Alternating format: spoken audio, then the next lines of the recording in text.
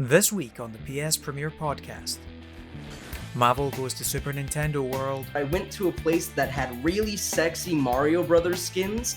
Hell like yeah. just jacked bodybuilders with suspenders and like just the Mario head attached to it. Special guest Rob Hudak goes to the beach. You wear like a bodysuit in a weird like bikini leotard thing. And Mitch goes off this podcast. Mitch is leaving the podcast, everybody. He is taking off his headphones, he is in his car, and... He is leaving the building. Hello and welcome to the 38th episode of the PSPremiere Podcast. I'm your host, James Smith, and today I'm joined by series regulars Dory and Ford. Hello, it's me. I'm Dory, or Dorian. I go by she, her pronouns. You can find me on Twitch and Twitter at Declare192. And I'm happy to be here with all of you lovely folks. Mitchell O'Brien. I've been reinstated as a series regular. This feels so good. You can find me on Twitter at MitchUp1012.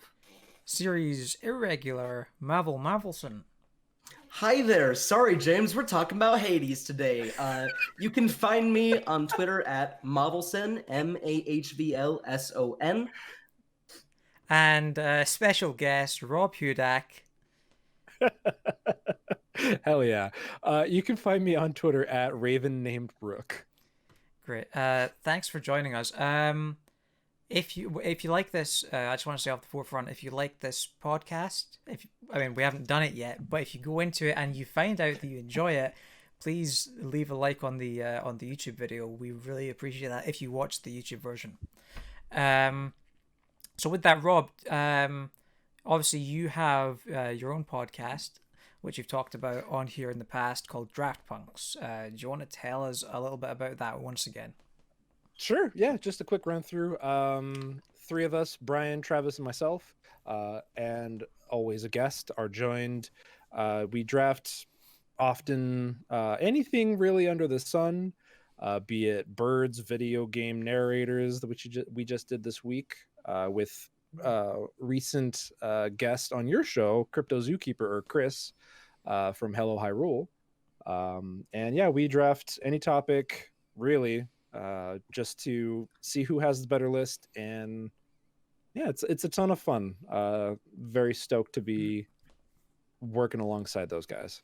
It's a great podcast. So thank you. Now, Mahvl, Mm-hmm. you seem like the kind of guy who pronounces it croissant. Is there any truth to that? Excuse me? Well, you're right, but excuse me? How dare you? Do you want to tell us what you've been playing this week? Yeah, absolutely. I'm going to run through a couple of these pretty quick because I don't have too much to say. I've been playing a little bit of Mortal Kombat 11. That game holds up wonderfully, except I'm horrible at it. And I've been trying really hard to get good. The problem is, time for me to complain about the PS5 now that I'm finally here. This D-pad sucks for fighting games. Really? It's horrible. Yeah. And I haven't had that experience, but it has been real rough for me, and I'm not sure what it is, but specifically just trying to get my thumb from left to right. I am pretty much exclusively hitting left, down, right, which means every combo that I try to do sucks, and it doesn't work at all. I've been playing a little bit of It Takes Two, but not with another person because I hate myself. I've been playing It Takes Two all on my own, using an Xbox controller and a DualSense, one on each hand. And I just want to say, please, for the love of God, don't try that. I've gotten through 2 bosses, gonna try getting through a 3rd soon. Dude, it's incredible watching you stream that and just watching you go up against those bosses and like you doing a cost benefit analysis of, okay, I can sacrifice this character here so that I can progress here. And it's really impressive because that's not a necessarily easy game for some of those boss fights, and like you're killing it, dude. Dude, my first time trying to get through that first boss fight, it took me about 27 minutes to get through it. I did the full first level run, so everything from the start of the game to the end of that first boss fight. I did that the next night, and it only took me 24 minutes total. So it's really a matter of like practicing and training your hands to just not hate the idea of working independently while you're playing a game. Yeah, it's almost like playing a piano. Yeah, it's exactly like in like some that. ways, like you're splitting your brain in some ways to like. I can't believe Mahvl's the next Beethoven. Video game. Mahvl's like after he finishes, it takes two, takes one. I'm gonna ask him a question, and he's just gonna be like, "What?" I'm gonna be, "Oh no, Mahvl,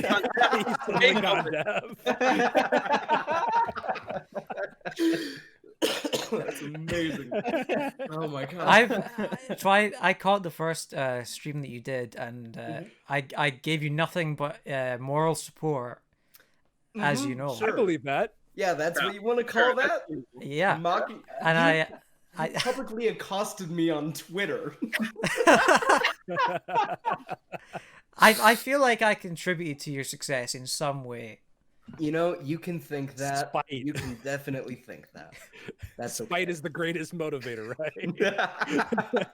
Maria Bamford, the comedian, says if you don't wake up for anything every day, wake up for spite. So Words to live by. I've been hopping into Spore. I hopped in Spore for about 20 minutes because I thought, you know, I'll try to make a really cute little creature, and I ended up making a demon like most people would. Got like big, scaly, normal. I tried to make human-colored flesh in Spore. Why would anyone want to make human-colored flesh in Spore? So that game, still super gross. Gameplay of the actual main game doesn't hold up very well. Very boring. Outside of that, I've been having a really great time in VR chat. At the end of the night, I've been wanting to wind down, make little bits, because when I get tired, all I want to do is just joke around. And what that leads to is less of me coming up with a great comedic idea and more of something like what happened 2 nights ago, where I went to a place that had really sexy Mario Brothers skins. Just jacked bodybuilders with suspenders and like just the Mario head attached to it. I'm here for it. And me and 2 of my friends went to random worlds crowded with like 20, 30 people. And we would walk up to people, stare at them, and say nothing but, "Hey, do you like Mario? Hey." Hey. You are truly living Ready Player One's metaverse. Right? Yeah. And I can't believe Mahvl's featured in the next Space Jam movie. It was truly some of the most fun I've ever had, at least until I was doing that bit and someone left to go to another world, and I accidentally followed them to their world, and I had to immediately stop all the bits and go, I'm so sorry. They said, "Hey, it's one of those Mario fuckers." I was like, "Yeah, please don't hurt me." That's amazing. That game is just so much And then they force you to go say it's a me, Mario, and you just did it in like the weakest, most pathetic tone possible. No. It's a meme, Mario. It is. Oh, it is. that was terrible. Yeah. That was really bad, man. Why did we bring you on? Oh, That's the quality of humor we expect on this podcast. Someone take away his series regular status. Take that away immediately. No, I just got lost the privilege, man. I'll edit that out. And the last game I've been playing, and this is what James has been trying to prevent us from talking about for the last Dreams. 4 months. Screw you! No, not Dreams. Never Dreams. Never playing Dreams again. I've been playing a little bit of Hades. I have completed my first 4 clears of the game. Good Lord, that game is kind of perfect, I think is the right word. It is so stellar, and I had a lot of hesitancy going into it because I've never been good at any sort of roguelike, anything of the sort. I tried playing Children of Morta. I got like an hour in and then was like, nope, this is not my kind of game. And and I finally started Hades, and I think from my first like 10 minutes into a run, I realized I'm going to be sticking with this probably forever. Yeah. It's so completely different, and I can't even pinpoint exactly what it is, unlike every roguelite I've ever tried to play, this one, its main goal is just making you feel like a god from the get-go. Like, it is still difficult, but it gives you every tool that you need to just obliterate everyone minutes into your first run. And it's such a special experience from start to finish, especially for someone like me who sucks at every game and is super nervous about playing every game. For sure. What was it that drew you in from the get-go? What do you mean? So what was it that compelled you to start playing it now as opposed to like when it came out, or like since like the public discourse of it has ended, why come back to it now?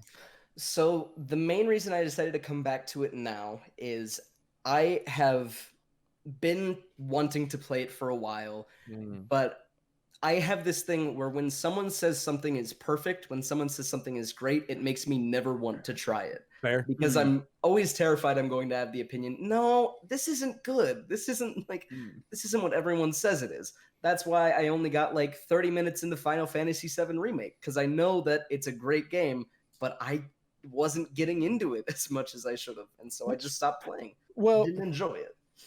So that's I totally understand that perspective, and I get it, and that's like, honestly, it's fairly common to like it's got so much praise and acclaim, so like everyone's saying it's so good, but like I don't know if I can live up to that expectation. Like don't ever worry about that, but two, like I would say there are instances in which like that acclaim is well earned, and I think that Hades in particular, like while it might not work for everybody, and that's totally fine, Hades is one of those games that fires on every possible cylinder in some of the most masterful ways. Yeah, and that makes me so happy to hear that you're enjoying it and that you wanted to dive into it, because like it was my game of the year last year because it was constantly engaging. It constantly rewarded me for participating in its systems, and even if I failed a run, like it rewards failure, which is rare in a roguelike specifically. And like I think Children of Morta is also one of those games that does that, but I understand that's not going to jive with everyone. But Hades is one of those games that like just transcends those barriers for a lot of people. It's one of those. It's one of those games where even if you can't really get into it, you can still, if you play it, you can still appreciate why everyone loves it as much as they do. Which was, I mean, that was the case for me. I really enjoyed what I played of it. It never got its hooks in me, but I really enjoyed it, and I understood why everyone liked it as much as they did. I mean, I've dabbled in Hades. I played it a couple hours here and there. Maybe I've played so long that my Switch at this point just doesn't even tell me how many hours I know it's not just 50 hours. I put more time in it. It just says under the air kind of just says welcome back. Welcome back. Like we've been expecting you. Mahvl, no, I totally get that whole thing with like a game being so hyped up that you don't want to play it. Like I was that way with Undertale. It came out in 2015 and I didn't play it I think till mid 2016, which is obviously not the longest time you could take, but I was really skeptical. There was so much hype. There like Undertale passion obviously was at an all-time high. Internet was just erupting about it. I'm like, all right, fine, I'll play it. And so I checked it out. I'll never forget the first day I played under the first time, and like the day that I finished it too. And it was just magical. Like I had been having a really bad week that week, and I was just like, wow, like this game, like for me, like Undertale lived up to that hype. And that's an amazing moment where you can be like, I participated in this thing that everyone says is amazing, and I too found it amazing, which is in point of fact amazing. Yes, totally. Well, so I'm glad to hear you're enjoying it. Question for you: what's your favorite weapon so far? By far the shield has been. Man, I have been carrying that game with the shield. It took me so fun until like my third attempt at the final boss of that game to realize that you can just block all of their attacks. And ever since I learned that I could just hide in a corner and just sit there and wait for them to get their stupid little slashes in, after I did that, I have not yet lost a single run in the game. It's really I don't know if you know this too. It's kind of finicky, so I only did it on runs where I was really confident I wouldn't lose. But with Redacted, with the final boss, if you just stand right in front of them while they're firing their laser beam, it doesn't do anything to you. No, it doesn't. Yeah, so that's really good tech as well. But it's risky. Totally. Obviously, you can mess it up pretty easily. Yeah. Yeah. Awesome. Yeah, it's wonderful. That's pretty much everything I've been doing.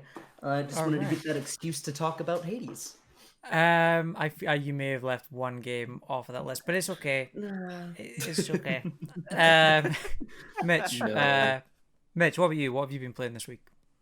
I haven't been playing as much this week. I've been playing two main things. I've finally gotten around to starting Yakuza 0. Before I've gotten onto the Yakuza 7 like a dragon. I find the main story intriguing enough. Although the side stories are really what steal the show for me. Like, actually, Dory, how far are you into the game? I should ask before I say anything that might. Yeah, spoil so it a I little bit. haven't gotten to chapter 3 yet. If you spoil anything with Kiryu, I will come find you, Mitch. No, no, I'm definitely not gonna spoil any main quest things. But Because I can already tell I'm much hotter on this game than you are. I'm loving my time with this game. But yeah, no, continue. Yeah, you probably are. I'm still really enjoying it though so far, and I'd say probably the first side quest I actually ended up completing was essentially, how do I explain it? Essentially, you come across this teenager guy who's like, hey, I feel like my girlfriend may be like being forced into things she doesn't want to do, so you sort of like track that lead down. Then you find out that she's in this I don't know what to call it, like this essentially this business where they sell used underwear. And yeah and then essentially I don't know how, but essentially Kiryu arrives at the conclusion to don't kink shame people, it's bad, Okay. I mean, yeah. True. I mean, yeah. But it was very weird, and I was like very taken aback by it. I could understand if that was like your first Yakuza experience, being like, Yeah. But this What? does sound very Yakuza. "Yep, Yeah, no, it was essentially lived up to all of my expectations of the series. Also the karaoke in this game is amazing. yeah, It's probably the best in the series." Yeah, it's absolutely amazing. Is it just like I've always been curious because I've never played any of those games outside of Judgment, which obviously doesn't have karaoke. Is the karaoke like? I take it you're not actually singing into a microphone or anything like that. Is it like a rhythm game? Is it like you press buttons in time to the thing? It's essentially like a Guitar Hero style rhythm game, but the cool thing about it is that about like halfway through the song, it essentially like the visuals just like sort of transform into like this really like it's a music video or something. Yep. And they take it really seriously, and it's the funniest shit out there. It's beautiful. Every clip from this game that I've seen on the internet suddenly makes so much more sense. Yep. Yes, no. I also tried out the dancing or disco dancing, whatever the hell they call it in this game. And essentially before the actual gameplay segment starts, you have like this little like 15-second clip of Kiryu doing like a weird ass dance on the dance floor. So one time, I think I posted it to Twitter, but essentially one time I had about 15 seconds of Kiryu essentially just doing this. Yep. On the dance floor. Yep. And I'm like, oh, this is 10 out of 10, best game I've ever played. It's pretty good. Yes. I feel like the one big problem I have with the game so far is that, and I feel like this is more so just an issue with me not fully grasping the combat mechanics yet, but there's times where enemies just all of a sudden love to like rush you out of nowhere and just put you in a stun lock. So even sometimes like switching the different combat stances won't help, because like your enemies will kick you to the ground, you get up again, then someone else comes in, they kick you to the ground, so you have to get up again. Isn't there a Chumbawamba song about that? Yeah. Good job. I get back. Anyway, sorry. No, that's all good. But yeah, no, that's essentially like my experience half the time. Like I'll either have little like random combat encounters that are like a total breeze, super fun to play through, and then I have other ones where it takes me about like 3 minutes to get through, and by the end of it, I'm just like, thank God that's over. I do not want to do that again. I hear that is kind of a common complaint with those games is the combat can be kind of finicky. Yeah. It even is with 7 a little bit, and they're trying something else completely different and trying to blend that into like a JRPG format. Yeah. It has weird hiccups because of it, but yeah, I it seems like it's imprecise and kind of floaty. I guess. I'd say, yeah, I'd say that's pretty accurate. Yeah, I think, because I think what the game's trying to like, what the game's doing is that like it's presenting you with like different enemy types or whatever. So it's like a rock paper scissors type of thing where, okay, if this enemy is fighting like really quick and fast, and you have to go into this brawl, like the brawler fighting style that's a bit slower but hits harder and whatnot, which is fair. But when the enemies are so fast to the point where you can't even get a single hit in, then it kind of becomes unbalanced. Yeah. So that's Yakuza 0. The other Mitch, main game. Yep. Mitch, are you playing? What are you playing it on? Oh, PS5. PS5. Oh, PS5. Okay, never mind that. Yeah. I wasn't sure if you were playing on a keyboard or not, because that definitely Makes made it a worse. difference for me. Yeah, I was gonna say, how's the keyboard and mouse experience? I mean, I've a real Yakuza used a controller, so I've switched to the Yeah. controller, and it's a lot better. But I'll talk about it when it's my turn. Yes, no, definitely. The other game I've been playing this week, besides a certain other game that just came out yesterday, is Resident Evil 5, and it is literally Resident Evil 4, but in Africa. And boulder punching. Yes, and boulder punching. Although that's at the end of the game, so like that. Some might say it's one of the more notable moments from that game. Yes, no. I feel like the thing that Resident Evil 4 just a like certain character yelling "Chris" was pretty memorable to me. True. Number 2 on that list. I have a question for you, Mitch. Oh yeah. Yep. So far, having played Resident Evil 4 and some of Resident Evil 5, which is better for you, in your opinion? Resident Evil 4. No. That's not where I was going. You're not done? No, between those two. Which is better for you, Resident Evil 4, 5, and 6, or Tomb Raider, the second Tomb Raider and the third Tomb Raider? Wow, I hate this. I know the answer. But I still hate this, James. I gotta go for Resident Evil. Okay. Yeah, what would you actually do if I said Tomb Raider, Dory?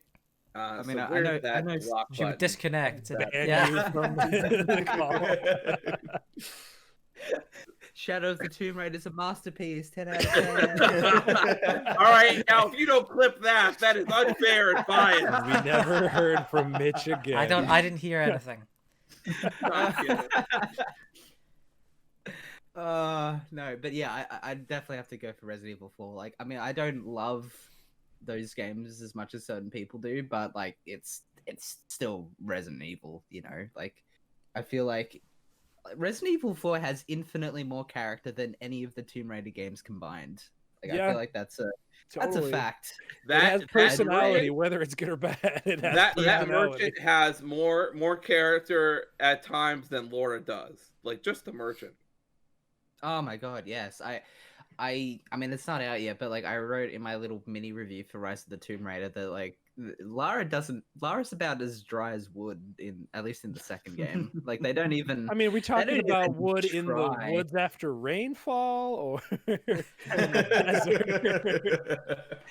in the desert, like deep sun bleached wood. Yeah. Oh no. Those I don't hate those games, but I don't love them either because they're not great. But this is Resident Evil 5, not Rise of the Tomb Raider. But yeah, I'd say honestly, like, the thing about Resident Evil 4 compared to 5 is that 4 knew that it was stupid. so it just didn't take itself very seriously at many points.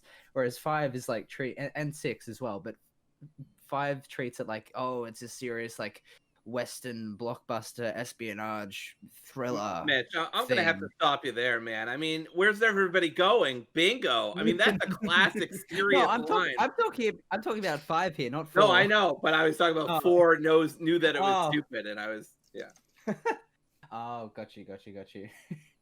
But yeah, I don't even know what's going on in 5, to be completely honest. I have no real grasp on what's going on there. No. I mean, not to mention you have, like nothing against the actor who played Shaver, is it in the game? I can't Sheva. remember. I don't know. It's been such a long time since I played 5. Yeah. Whoever your partner's name is, she's it's sort of Sheva. like It's Sheva. Yeah, Sheva. Okay. She kind of like speaks like, "What, Chris? Oh no, what's happened? Oh, we've got to go save the world." And then you've got that juxtaposed by this friggin' like massive buff version of Chris Redfield who just came out of nowhere in the games, and it's just like gonna save the world, save Jill, find all the green herbs. WWE tested Chris Redfield. He's fine. He hasn't been taking anything, so he's good. Are you sure about that? I know a certain boulder who'd say otherwise. Sorry. Oh no, that's what the plot to Resident Evil 8 is. This is full on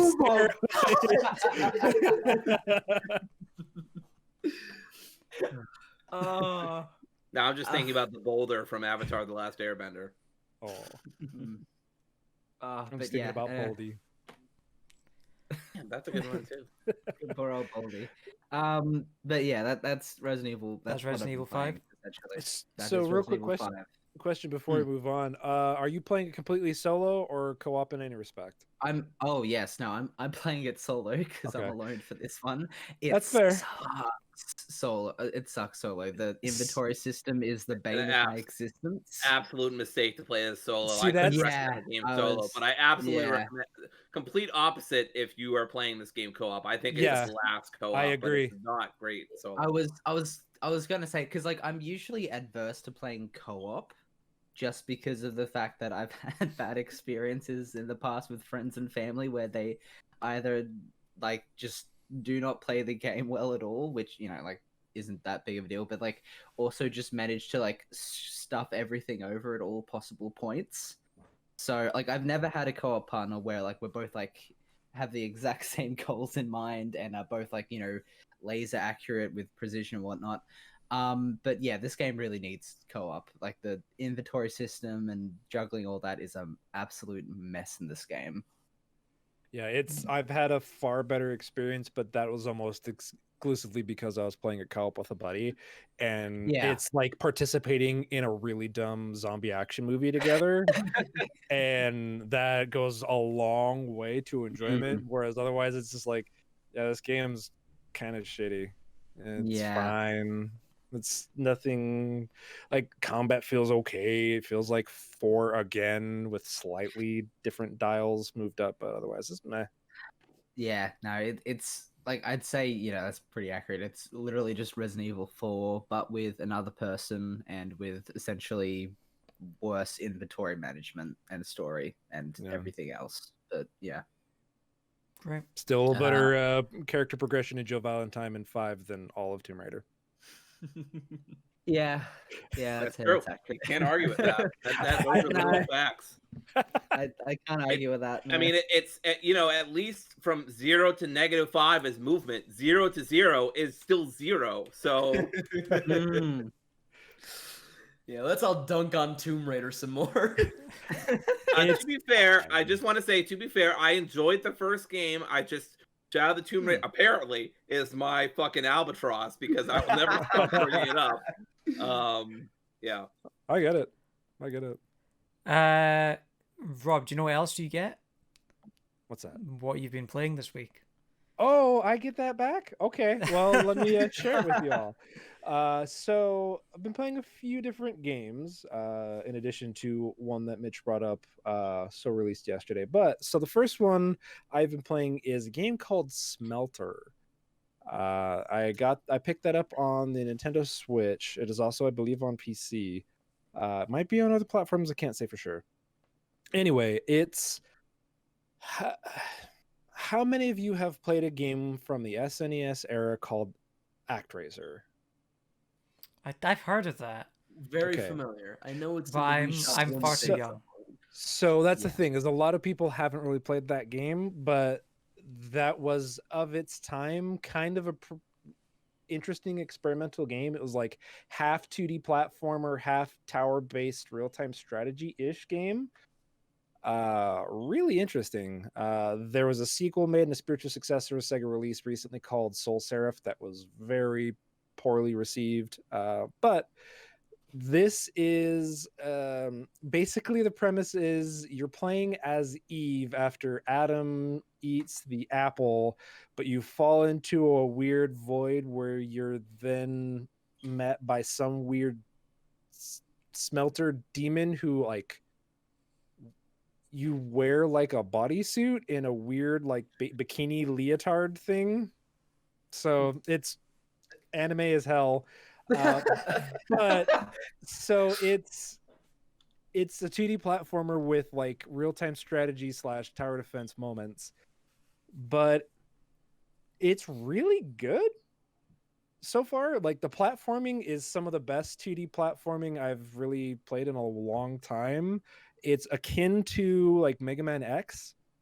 If you're familiar at all with like the dashing and the wall climbing and jumping and hopping up and stuff, you kind of get a lot of that early on. But it's interesting, like you throughout some of the tower defense moments, you start unlocking different levels to go to. And in those, like you also get these elemental paths. Like there's like earth, electricity, and water powers, and so you change, they're like styles essentially, where the earth path or like the ground or whatever, you like you get a double jump, you get a like ground pound you can unlock. You start getting these different trees progressing through participating in the tower defense stuff, but you start getting like, okay, so chaining off of your double jump, you now also can like grab the wall and hit the like R1 button, and you can just stick to the wall and not slide anymore. You're just stuck on the wall. So you can take a second to like think about your path, and then jump, double jump, and then like ground pound. And then you have like lightning abilities where you can, when you dash, you can jump up, you're surrounded by electricity, you can jump further. You can do different abilities within that, and so each of them has a different combat style as well as platforming style, and it gives a lot of variety to the combat and the platforming as well. So you start going into different dungeons essentially where they are based around that element. So a lot of the puzzles that you encounter are based around precision incorporated with that particular move set, as well as finding trials where you like, with one trial in particular is very common that I've found is don't get hit. So you have to go through this entire challenge without getting touched once, but it is wholly based around like, okay, you need the double jump, you need the time to double jump around this, or you need to use your lightning abilities to jump around this way. And so it starts building on the different concepts that are really dialed in that serve you better later on just in exploring the world. But you're also rewarded for that in being able to upgrade. By doing those, you were upgraded with a currency like a coin that you can use to redeem to upgrade further tiers of that ability. And then you would then go back to the main world and you start building up like, okay, you have these units you can consolidate to this type of attack tree, or like there's a ground barracks type attack thing, and then there's an aerial ranged unit, so you can start juggling between those, giving them different abilities. And as you expand out on the world map, you'll start getting attacked and have to defend, and then you have objectives like this one, you have to defend and blow up this wall, but you have to transition between 3 different turrets.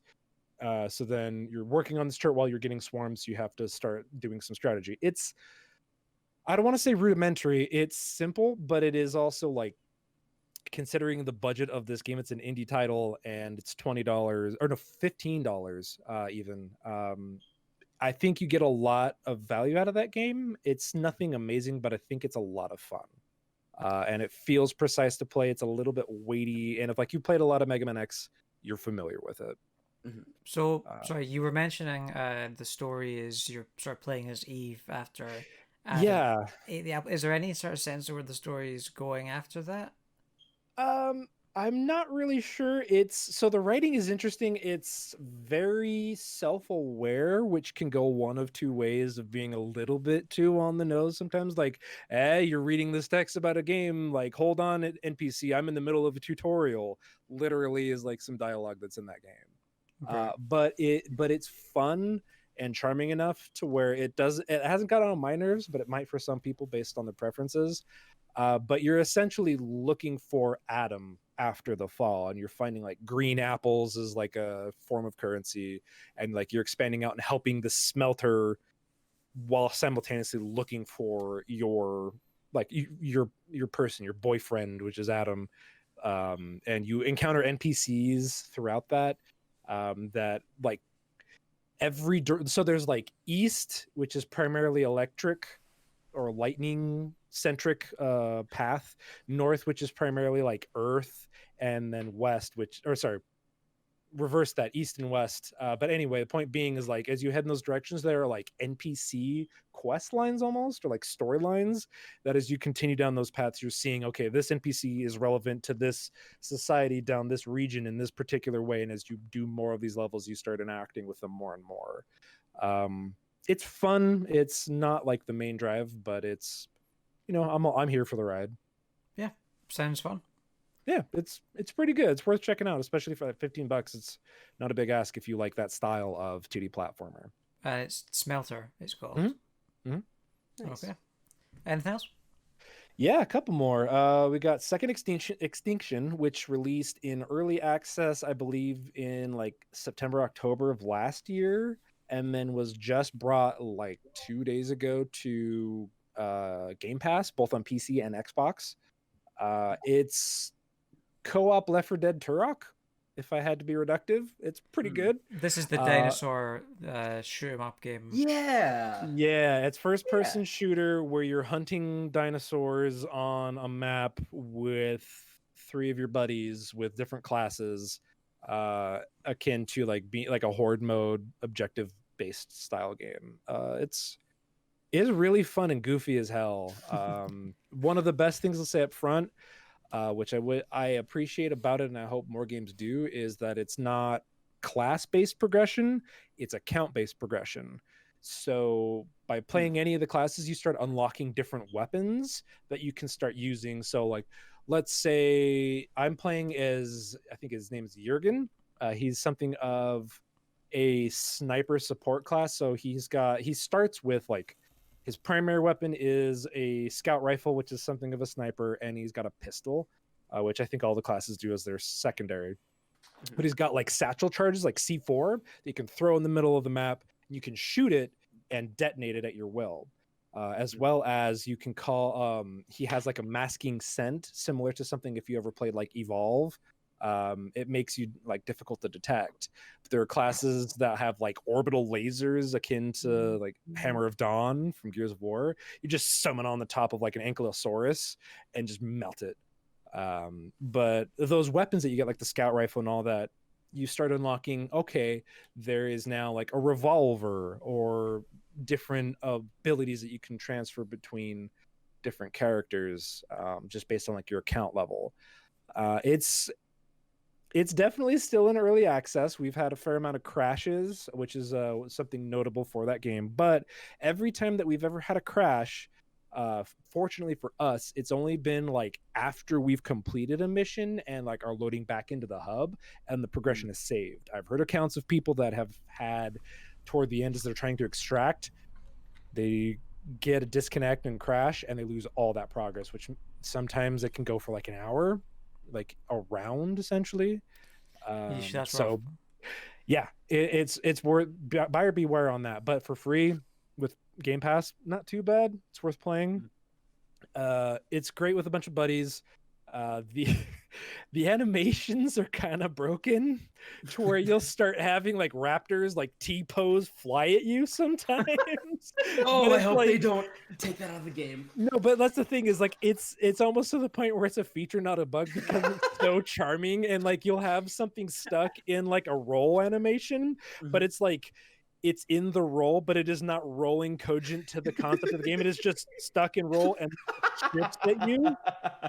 And so it's silly as hell. I was playing with Travis McGahee, as well, also from DraftPunks, and Ryan Stabell from Spelunkers, Captain Stubbs, and we were just playing the entire time. Had a smile on her face, could not stop laughing, and like it's fun. It's fun to just play together, especially with like a good group. I've been meaning to try it out because it does look. I mean, there's nothing better than running around shooting dinosaurs, right? Right. I know it kind of reminds me of this game that I used to play on PC.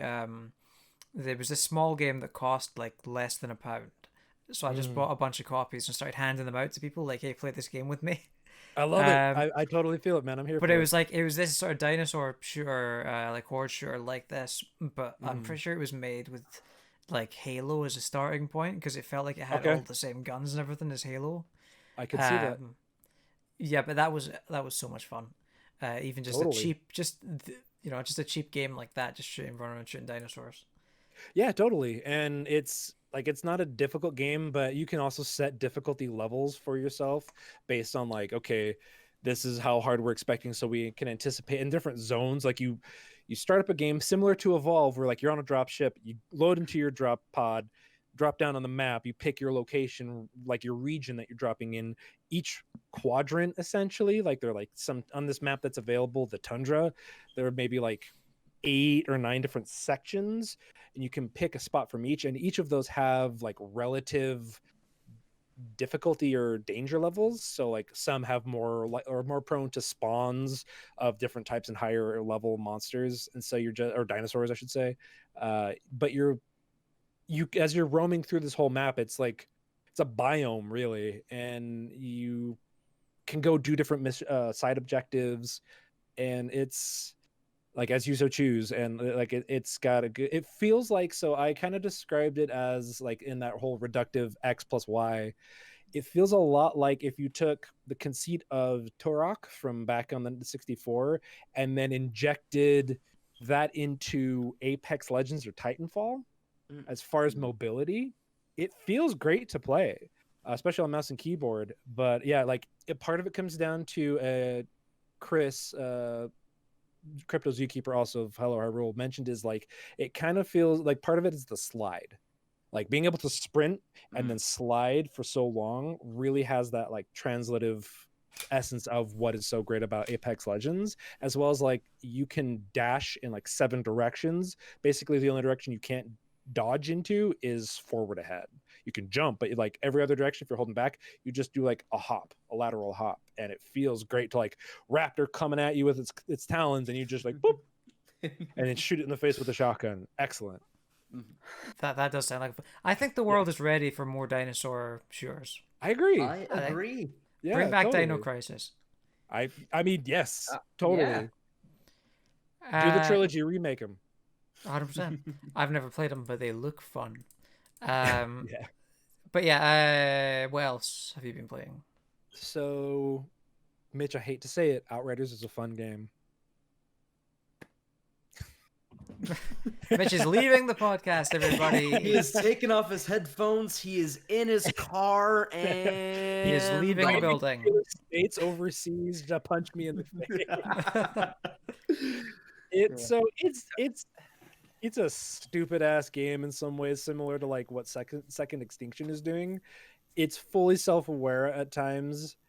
But like it comes down to that game feels great to play. A lot of that comes down to the weapon mods, or like the armor mod system for your abilities, and the weapon modding as well. Like it is so generous with experimentation and giving you opportunities to try out different things. Granted, yes, if you're like one of those min-max optimal build centric people, there's definitely like you need to be using this type of bullet if you want, but I don't care about that. I'm not here for we don't like optimization. min maxers over here. Exactly.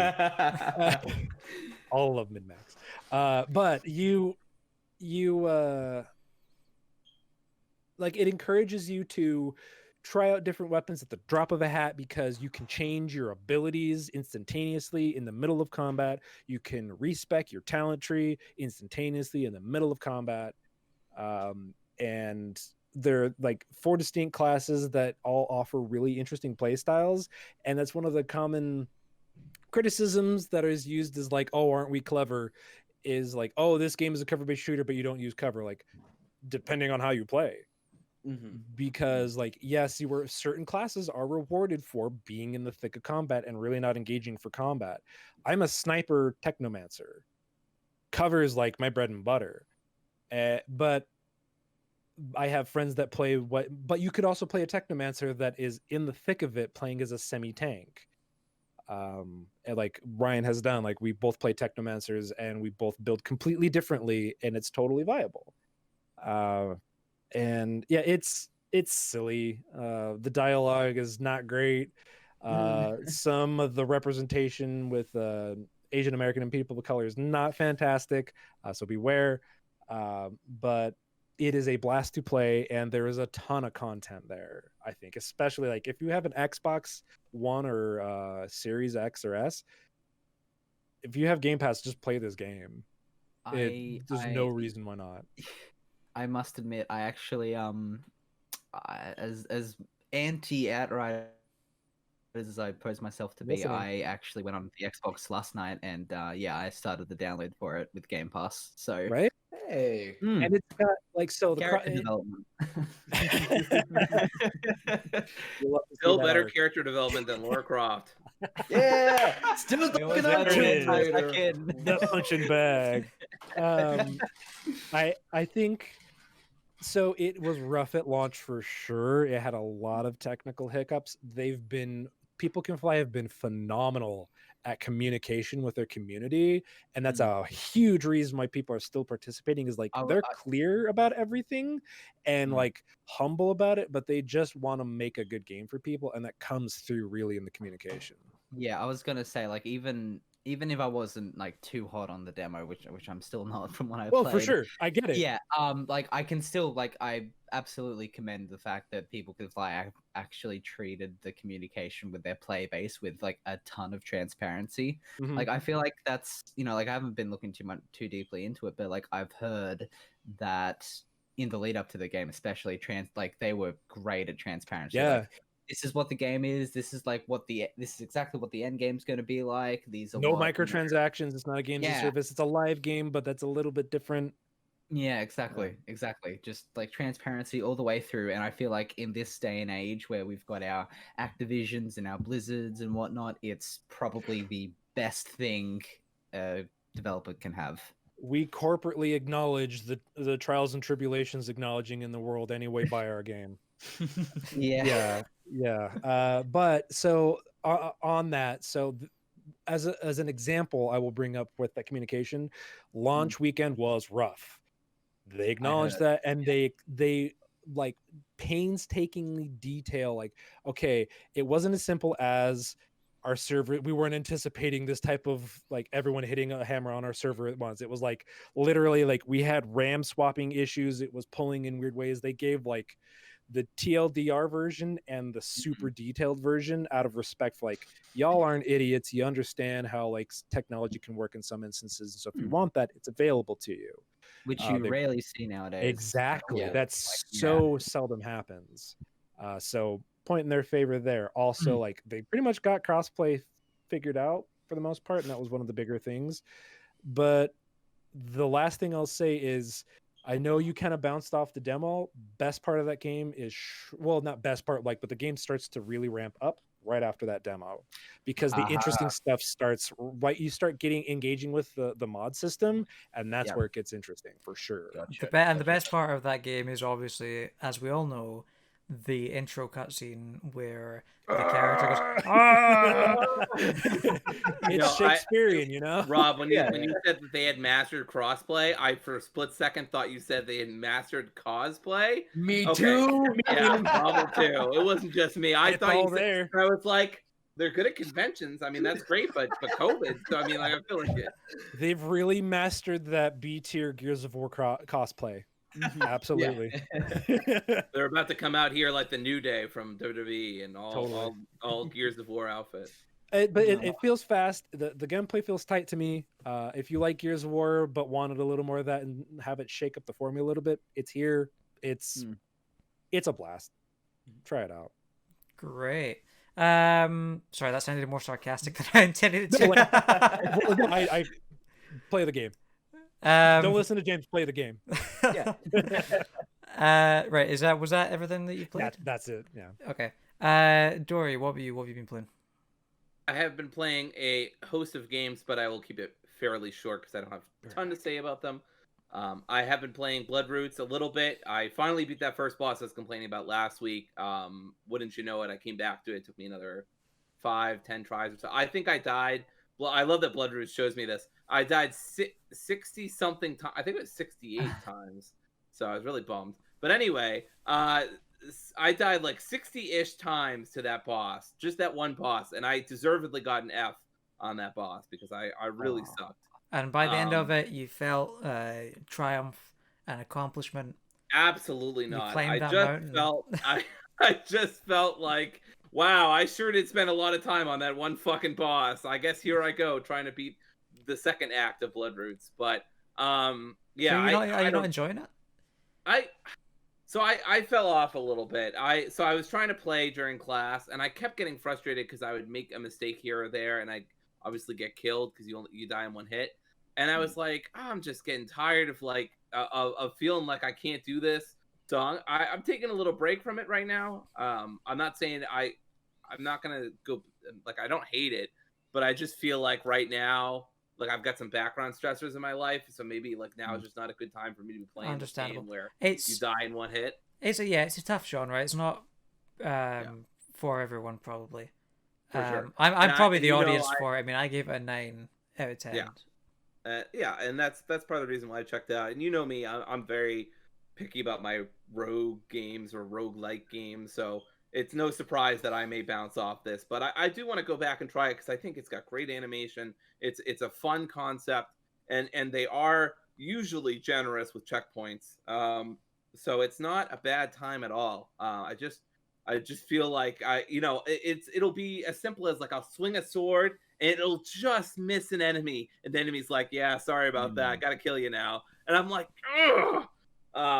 So that's something that can get frustrating at times. It's like I'm so sure I've got the perfect run, and then I just miss by a hair, and then the guy's like, yeah, but you're dead. So the art style is really good. Do you know what I love though? Is the pop culture references. I don't know if you've noticed many of them yet. I have not. They've got like, do you mind if I don't say care. a couple Go of them? for it. They've got like the Buster swords you can pick up.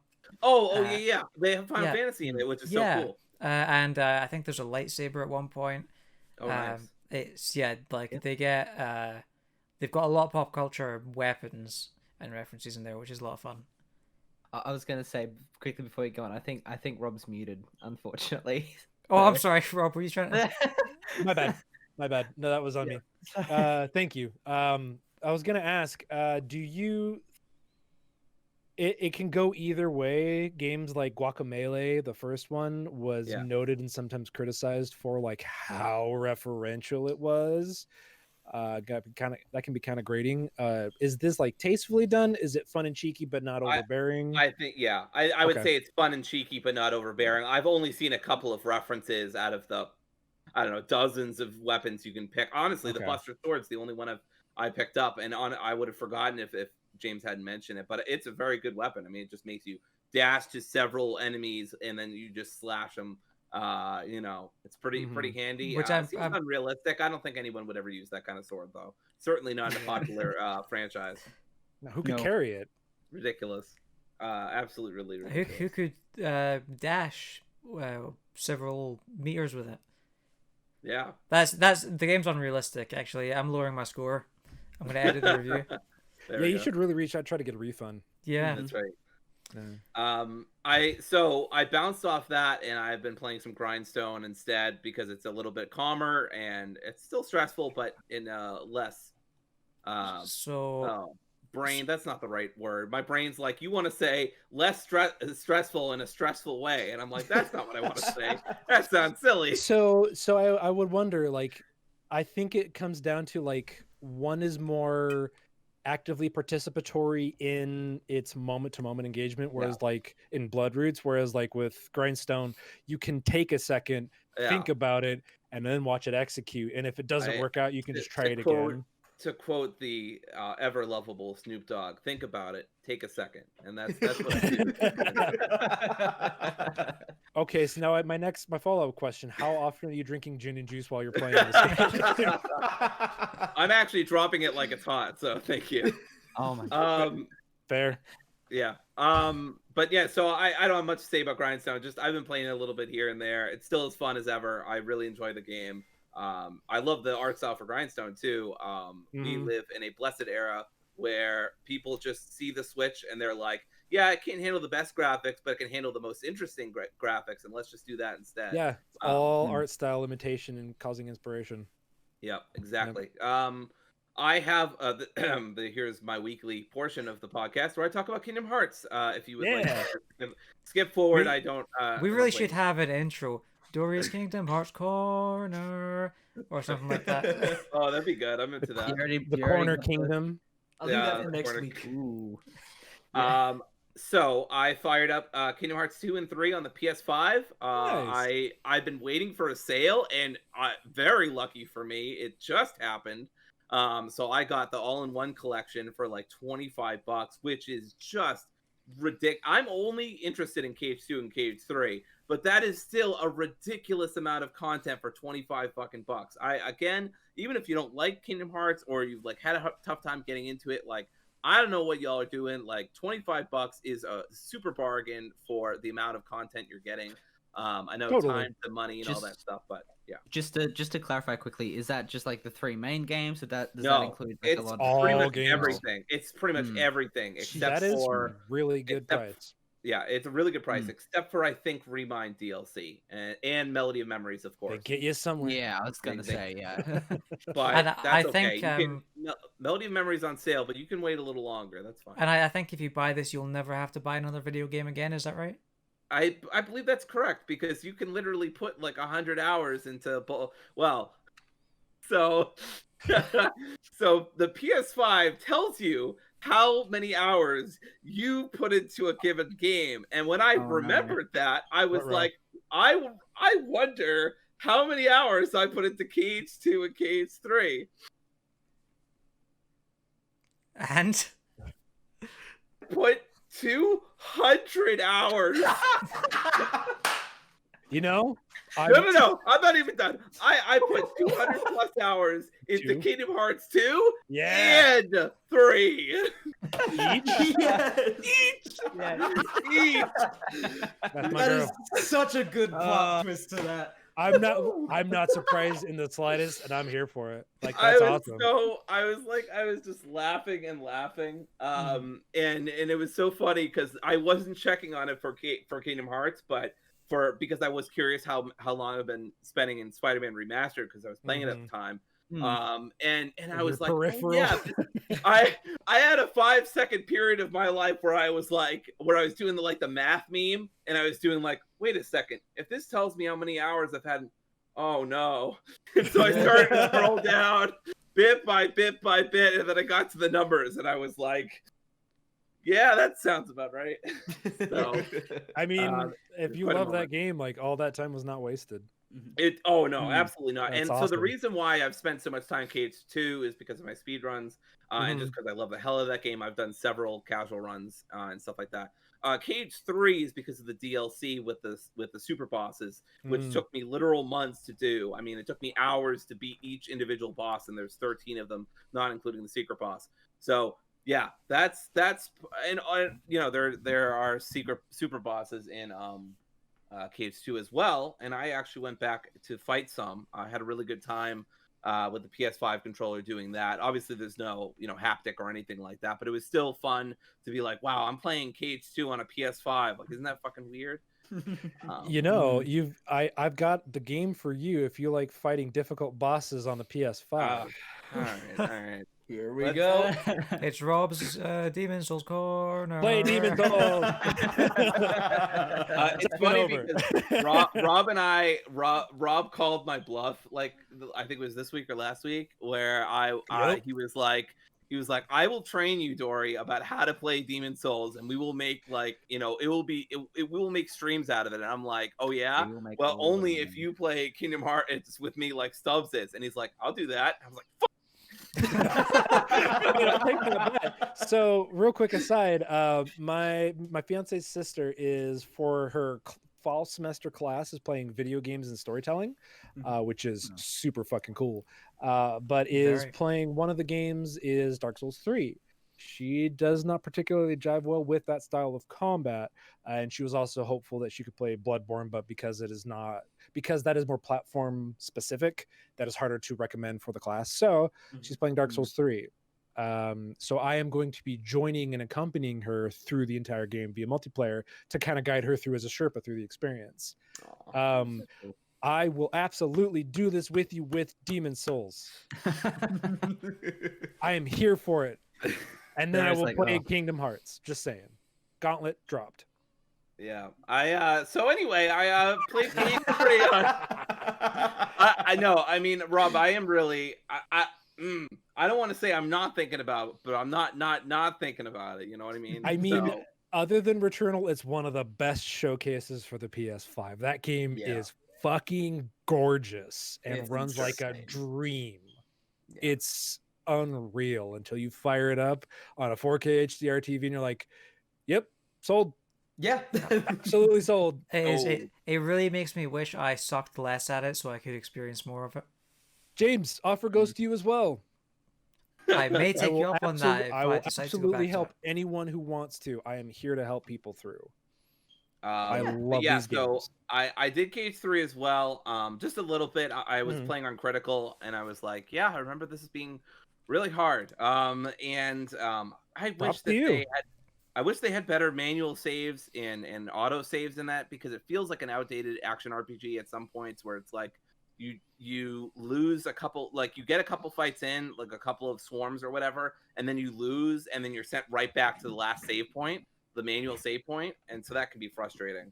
So that's what's interesting, I think, about the Kingdom Hearts series in particular. It is, I think, responsible for a lot of the direction that so many JRPGs went after it came out. And I think it is not solely, but primarily responsible for things like what we get with Final Fantasy VII Remake. That style of combat is incredibly influenced by what Kingdom Hearts did. For sure. I mean, it doesn't hurt that Nomura was the director for that. So. Absolutely. That ties a lot to it, but like you can see the A to B to C on that in playing those games. And like you see like Tales of Arise that's coming out later this year, which looks incredible, but you can see like those Tales games and what they were going for as well. There's an arc to it. And those games, while kind of dated, like they had something going for sure. I will say one last thing about KH3 and 2. 3 has slightly better load times. I counted, it's about 22 seconds on the PS5. On the PS4, it's about like 45 seconds or something like that. It's pretty good. It cuts it down at least by half. Yeah. So it's not as bad, because you do have sometimes loading screens when you die. And with KH2, I was very happy that I went on my level 99 one where I have basically everything, and I've except the ultimate weapon, because fuck that's way too much work. I love Kingdom Hearts, and I've never gotten the ultimate weapon. I almost did it with KH3, but then I saw all the mini games I had to play, and I'm like, Arendelle, I'm not going back to Arendelle. Fuck that. So let it go. I've already let it go. Anyway, KH2 was really fun though. I went back and fought some of the data battles, as they're called. They're like super boss fights. I did one of them in like one try, which was awesome. Felt really good. And then it helped that Dan Tack had been streaming it, and so Yeah. I kind of remembered all of the moves, and I was like, yeah, I know how to do this, da da da da da, and I like no damage the fight for about like half of it. I was like, oh my god, am I gonna do? Gets hit. I was like, so I was like, fuck. But whatever, I won one try. That's always the way. It's like when you're not Yeah. trying is when you do Mhm. well, and then when you are trying, it's like you just. Because you're focused. Yeah, Yeah. for sure. And then I did a couple other bosses that took me a lot longer, but my partner was like, oh yeah, what about the guy with the gun, Zigbar? Isn't he like the toughest? And I was like, bet. And then I got destroyed like a bunch of times, and then I won. But I was like trying to prove her wrong, but I kind of didn't. So, but that was my Cage 2, Cage 3 thing. I just really wanted to try it on the PS5. That's awesome. I've also been playing Telltale Batman Season 2. Only really going to talk about the fact that it's still really good. But I also found a way around latency on the stream, which is a pretty simple trick, which is just to pause it for like 5 seconds, and then people can catch up to the stream. Smart. I don't know why I didn't think about this previously, but yeah, you can just pause the game and, you know. So it's your first time experiencing that like synergy of mediums, but like once you kind of know what the problem is, you can spend time to think about it and just find the solution after a while. Totally. That's smart. It happened like entirely by accident. Like I just paused it, and more people voted, and I realized, oh yeah, like maybe that's a way around it. Yeah, I totally. think I That's awesome. considered it prior, but I was like, would this be annoying in a stream, or would, you know, me counting or whatever? I don't know. But anyway, Awesome. I got 2 other games. I have also been playing Yakuza 0. The writing on this game is just phenomenal. Whenever there's a cutscene, I'm not even looking at my phone. Like I'm like, damn, what's Kiryu gonna say to that? Or like, what's gonna happen here? Or like, I can't believe like such and such is that. And I'm only like a few hours in, but this writing is really gripping. It continues into 7. Just saying, Does throwing that not- out there. does not surprise me. I am really enjoying the side quests. I'm not very good at baseball, but apparently I'm excellent at darts. So take that. I was like running away, like I was doing so well in a pool game, and then I just didn't know how the specific game worked, and so then I just got trashed towards the end because the CPU was like, I'm gonna get this in and this in and this in, and the higher the number, the more points you get. And I was like, wow, I'm winning like 10-0. They'll never catch up. And then they slowly demolished my lead. Get wrecked, human noob. Yeah. I was gonna say, I find it really funny that I seem to have like gravitated more towards like the karaoke and like dancing aspects, like side aspects of this game, where you just seem to be going all into like pool, darts, like, you know. There's It's so all much luck of the draw. variety. Yeah. It's all luck of the draw too. Like I just happened to find like these things. I did find the dance thing. I was terrible at it because I had no idea how that worked. I'm playing this on my gaming PC. Like I'm playing this on my gaming PC, and it has Xbox inputs for my PS4 controller, so it's a mind fuck. I have to remember which one is which. Yeah, it's rough. So the combat, though, I do want to talk about the combat for a sec. I like it for the most part. It's really stylized, and it reminds me a lot of wrestling. I will say my biggest criticism, it reminds me of Pokemon at times. I don't always want to get into combat, and sometimes like people from will say like, "Hey, you," and I'll be like, "No, fuck this." That also continues into 7. Yeah. So, Sometimes. the graphics are great, and there is this particular side mission I did not like. I just want to highlight where you are helping out a TV studio crew, and you end up siding with the abusive, maybe sexually harassing a director. I don't know. He like made like some bland, forgettable comments towards one of the actresses. So I don't know if I'm looking too into that, but it just seemed off, and I didn't like the Kiryu ultimately stood up for the director in that case. It just felt like I was like, that's not not my Kiryu. Yeah. So that's worth pointing out. Also in Yakuza 7, it is very, I think in a lot of ways, very good at celebrating like the validity of sex work. Yeah, that's good. And putting it up like we should not be shaming people for their particular like their occupations, as well as like in a safe environment, like their sexual preferences, which is great. it does go a little bit in the like, oh, it's not their fault, they didn't choose this, where it's like some do. Yeah, Don't for shame sure. the ones who do. Yeah, for sure. But like that is worth pointing out. But otherwise, like Kasuga Ichiban is a beautiful human being, and I think like Kiryu as well. And I really Goro like Majima. Kiryu, which is surprising because he's a very lawful, good, lawful, neutral character. And Yeah, I always, he's all about honor. yes, he's all Yeah. about honor and Kiryu him or and Kasuga Zuko, too. him and Zuko from Avatar: The Last Airbender would be good friends. Yeah. Honor. But yeah, like those stories are so charming and captivating from the get-go, in the same breath as them being like about loyalty, honor, and serious subjects, and then being slapstick hilarious in the same Yeah, breath. Kiryu's just got a stone face look while he's disco dancing, and I respect the hell He's out the of that straight man. man. He's the straight Yeah. man with Goro Majima's like absurdity. Yep. It's great. Lastly, I have been playing It Takes Two, but not by myself, Mahvl. I have been playing with my partner Kim, who is thankfully not here, so I can say some of the things I was going to say.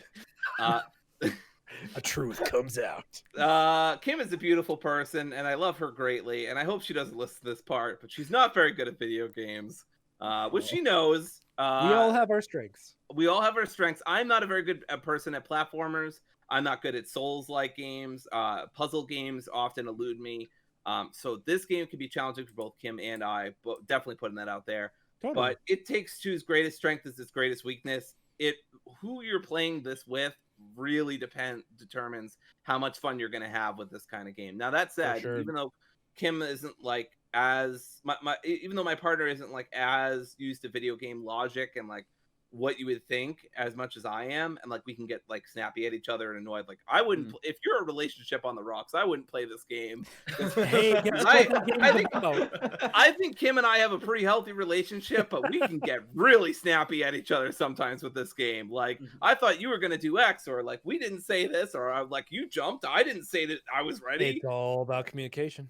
It's all about communication. And so Kim and I have put another 4 hours in. We are at the tower at this point. We're trying to get to the top of a tower, and so I think we're about like I think we have 2 more levels left, and then we'll be done. I think you may be further off than you think, because I remember I was at that point, and I thought I was almost done, and I still haven't gotten to the end. So the game is longer than you think it's going to be. Yes. Yeah, that's what I've heard. It's supposed to be like 10 to 12 hours or something like that, but it takes. It takes more than 2. Actually, it takes more than 2. But I would say, actually, ironically, every level kind of takes us about 2 hours to finish, because we struggle with puzzles. Sometimes we just want to like keep grinding it out, like in our head, and like figure out like what we have to do. And so sometimes that can hold us back too. Kim is also not very good at platforming, and I find the platforming in this game incredible. So like there is a part. This is a very minor spoiler for something gameplay wise. But you get to use a fidget spinner, and you can use it as a way to fly through the air. And I swear to God, oh my God, you just ruined Mahvl's. You've ruined the game for him. I swear to God that this is the best mechanic I've ever seen in a video game ever. Like I only got to experience it for like 5 minutes, but I wanted more of it. God damn it. The skiing, there's like a skiing section too that's really good in this game. It's just incredible. Like I think the platforming is really responsive, really generous for the most part. This is gonna be my top 10. This is definitely top 10, if not top 5. Goaty. And I know like it's been kind of a dry year, but like even if it was a more busy year, this would definitely be top 10. I think this game is incredibly polished. The gameplay is excellent. I think its theme is good. The characters are iffy, and their personal judgments. I can see how that would throw some people off. Rob, you've got something on the tip of your tongue, man. So Brian and Kel have been playing this together. Brian of Draft Punks and his wife. They've been playing together for our like Saturday night streams. They've been having a blast together and have been able to kind of push through a lot of these not issues, but like these trials as well as you're facing, and they've been having a blast with it, as well as from what I understand, this game also has like potential issues with like relationships. We'll see. But I will mention Tactical Dreamer of the Spelunkers, Chris, has also mentioned this is currently his game of the year, Yeah. which is really interesting. From what I've seen of this game throughout Brian and Kel's streams, there is like so much variety to the gameplay and constant puzzles, and like every section feels unique, which is impressive. And it's baffling gameplay how perspective. they've done all that, and Yeah. it's all done so well. It does not feel like there's a single weak link in there. It feels so good. I've only had one or two mechanics that I thought was even a little fidgety, and honestly, that's nitpicking. Yeah. I want to be clear. I was not hyped for this game. Like, No, Neither was I. No. I was not looking forward to it. I had no expectations. I had never played Hazelight. Is that what they're called? Hazelight? Hazelight. I had never played like one of their games before. I had heard of them, but like I wasn't aware, like I hadn't played it. So I had no hype for this game, but this game has taken me completely by surprise. It's a very welcome surprise. The interesting thing is, if you were to go back and play their previous game now, A Way Out, you would be surprised. It's a very mediocre game. It's like it's nowhere near as good as this. Like, it's a good game, but it's like a 7 out of 10. But you go back even further and you get Brother Tale of Two Sons, which has been regarded as like one of the best instances of a co-op game, both in its like congruency with co-op and playing the game with someone, and like its narrative for being touching. And I don't think this has like the narrative flourish that Brothers Tale of Two Sons has. And from what I hear, by all accounts, like there's an instance with an elephant that is like horrible, and those parents are horrible people. But like, no, there's a reason why these two should get divorced. On a lot of fronts, these two need to get divorced. And the only thing I don't know anything about the ending, so I'm not going to spoil it. Neither do I. But all I'm going to say is, like, I've heard that it's more complicated. It's a more nuanced thing than what the book wants it to be. And so I don't think the book completely gets what they want. That book is the villain. The book is the villain. Absolutely, the villain. The book is a monster. The moment the book closed the door on them when they were just about to get to May, that's when I'm like, no. We've gone from you being a cheeky guy to being like, nah, you suck, dude. Like, you were actively in the way of the book is Jigsaw from Saw. Do you want to play another game, man? I have devised a little trap. What is it? Learn about love. I want to play a game. Ever since I first watched that trailer, I did not want to touch this game at all. And it was just because that book is so annoying. He is horrible. I love him so much. Well, you're a bad person. So, when I first got into the game, I was like, okay, I'm going to hate this book, and I'm not going to want to interact with it. And I was right, because every interaction I have with that book is so miserable. I have built a vendetta against him, and so I'm fully in support for the idea of him being the villain of the story. I just imagine Jigsaw as Dr. Hakim, and it's just like, hey, Cody, you want to play a game? I want to play with the bridge. You've been able. You want to take a divorce? Now I will divorce you from your lives. And that's it. That's the podcast. Thanks for coming, everybody.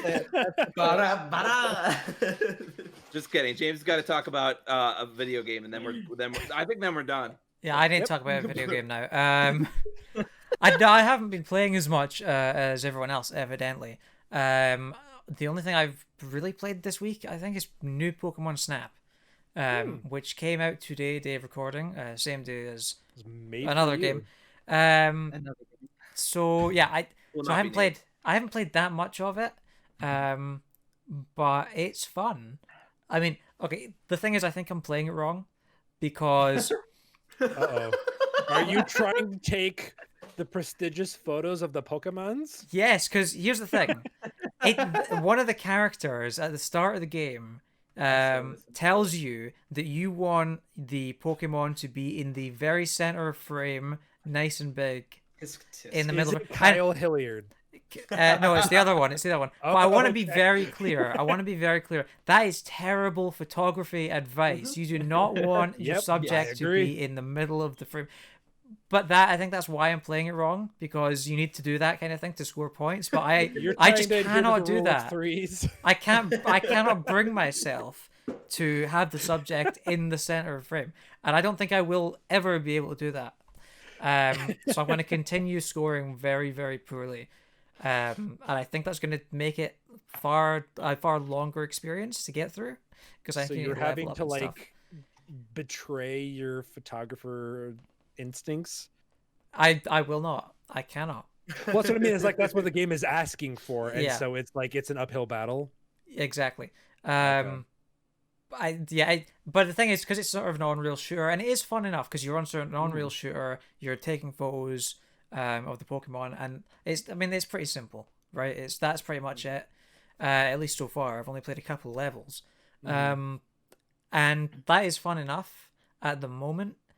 And you can edit. There's some limited sort of editing stuff you can do with the photos, but it's pretty difficult to actually take a good looking photo because the graphics aren't that good. It looks pretty rough around the edges. It's a Switch game. It's a Switch game. It looks like a Switch game. Yeah. For sure. Although there are better looking Switch games. Anyway, I don't have much else to say about it really. Other than that, I'm looking forward to playing more of it. Hopefully I can. This is the challenge I've set myself, is to actually take a photo that looks at least somewhat visually appealing. I don't think I've Professor Hilliard be damned. exactly. I don't think I've gotten there yet, but damn it, I will. Oh yeah. Well, there's a channel specifically in the PSPremiere Podcast Discord server that you can show off your skill versus what they think skill is. Exactly. So please join our Discord. Like and subscribe. Like and subscribe.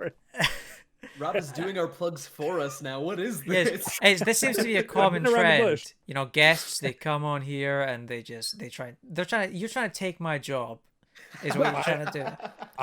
I support the work that you do, and I love it. I can't appreciate And it. I'm here for photo mode. Rob is too good of a friend, too supportive. Let's move on to another segment. Get out of here, Rob. Right. Well, Rob, why don't you take the floor then, since you're so good at podcasting? No, Mitch. You're trying Mitch, to take my job. Mitch, take All right. Well, Mitch and Rob, you guys have been playing. Technically, James, he just took your position by delegating it to Mitch instead of you. So Yeah. he What's just going did. on here? It's a mutiny, James. Never I'm trying heard to it. throw a wrench in the power dynamics of the podcast. All right. Let's talk about Returnal, which also came out today, day of recording. And Mitch and Rob, you guys have been playing some of Returnal. What do you think of it so far? We have. I mean, I'll quickly start off. I've probably only played about 3 hours before I went to sleep last night, and I've had a lot more fun than I was expecting. I definitely went into the game with the idea that, okay, I'm probably going to have to, push through it, persevere, try not to, get into that mindset of, oh, I just died, so I'm just going to stop playing. Because it's one of those games, at least at the point where I am right now, where I had to put it down for the night, and then I started doing some other stuff, started getting ready for bed, and I'm like, you know what, I might just try and get one more run of Returnal in, and then it turned into 2 more runs. The Hades and, effect. yeah, definitely, it's got that exact same effect. That's a good roguelite. Definitely, funnily enough, I'd say the closest game I could compare this game's combat to and gameplay would be Doom Eternal. Because it's definitely much more bullet hell and definitely Housemarque, Resogun and whatnot, but it's very mobility wise so far, at least it's very much the same, where you've got the dash, you're constantly jumping, constantly moving, in certain rooms you sort of have to like assess the situation and go, okay, well, I need to take down this enemy first because he's supplying health to all the other enemies, and then I also have to take down all the turrets, and this enemy has a shield, so I gotta, you know, get rid of him as soon as I can. It's that same exact sort of like dynamic where you have to figure out and assess exactly what you have to do in Doom Eternal, which is probably why I'm enjoying the gameplay so much. It's Yeah, as difficult as Returnal's Doom a good Eternal, game. would you say? I'd say it's it's kind of just as difficult as like some of the like mid to late levels of Doom Eternal are. Like it's not it's the type of difficulty where it gets frustrating in the moment, but like right after you die and have like 3.5 seconds to cool off, you're like, okay, I can go in for another run. Yeah, as far as difficulty is concerned, I think so far it's a weird way to describe it, but I think it is as difficult as you make it to be. Where, and that, I know that sounds weird and might not make sense, but like it's as difficult as the pacing you set for yourself. Yeah. Whereas if in combat you're like all about going, Yeah. you're gonna have sometimes, depending on your build, a harder time. But if you take the time and are patient, you are rewarded with typically victory. Absolutely. I think a funny thing is that on my second run, I managed to get the melee weapon. I managed to activate the teleporters. I essentially managed to do all this stuff and got up to the first boss and got within about like a sliver of like his final health bar before I died. Big same. And I'm like, and I never got that close again, which sucked. But it's kind of, I have this weird curse, it seems, with roguelikes where like on my second or first run, I'd get up to like the boss of that area, and then I die at the last second. Then I can never get that close again in any of my following runs. I don't think that's necessarily your fault with this game in particular, because it is very good at about, okay, you got about this far as far as your progress is concerned. Yeah. Let's introduce this. Absolutely. And then it becomes like, okay, there's this enemy type, then this enemy type, then this enemy type. And it starts throwing a bunch of things against the wall. Definitely. In a really interesting way. Now, sorry. Now, here's the thing, right? The reason I kind of didn't latch onto Hades is because it's kind of that thing where you play a couple of rounds and then like there's some progression, but you get knocked back and it's kind of like I'd never felt that itch to keep going as much as other people did. I was kind of like, okay, I've done a couple of rounds. This is a good stopping point. And then from there, it was kind of like every now and then I'll pick it up and play 1 or 2 runs. Which, I mean, it works for that because the runs, if you're as bad at it as I am, then the runs are not that long. But with this, are you dying about as quickly as you probably would in something like Hades? Depending. I honestly think that's the thing, is I think it depends on your engagement with some of the systems. Right. I mean, my second run lasted me like well over an hour. Totally. And like and that was only in the first biome as well. So like I expect Still if in the you first take biome your too. time. Yeah, Does exactly. Like it can take you a while. So does it not frustrate you to lose that much progress? It's so the thing with this game is that there are certain like milestones that you reach in a run, like, you know, like it's been in the trailers, but like at some point you find a house and you come across it and you have to track down a key to unlock it, and then you go through this like little PT-ish segment. Once you beat that for the first time, you never have to go through it again. Like, and same with like you get certain pieces of equipment like a sword and you can unlock teleporters, you never have to go through that again. Yeah, there are permanent markers for progression. Exactly. Not to mention that the tiles are like randomized every time. So like I think on the last one I had last night, actually, usually like you don't find that house tile set till like, you know, at least like 5 or 6 rooms down. I walked through the first door and the house was already there. That happened to me today. Like it was weird, but it's like I'm like I felt some forward momentum of progression, like the game was going, okay, you've died a few too many times, let's sort of help you along here and get to the final boss quicker. But I feel like the good thing about this game compared to some other roguelikes is the fact that they have, even though I don't pay much attention to it, they have the objective marker on the map, so you know where you're going at all times, essentially. Not So only it's not that, but like it delineates main path doorways and side objective doorways. Absolutely, which is a huge boon for like if that's your focal point for that run. Exactly. Like it's both incredibly easy yet also incredibly hard to get lost in this game. Like, as I said, you've got the objective marker, but at the same time I feel like everything's so well laid out in terms of like what rooms lead to what, that it's kind of it makes it hard for you to like sort of like just get into that stump of, oh, I have no idea where to go or what to do, you know. Totally. Like I'm at the point now where my objective is just to defeat the first boss, and like I know exactly where that boss is now because it's marked on the map for me. Right. Yeah, it's interesting. Like you bring up Doom, like Doom Eternal specifically, but it's I think both Doom 2016 and Doom Eternal have some of the best 3D map systems in video gaming to date.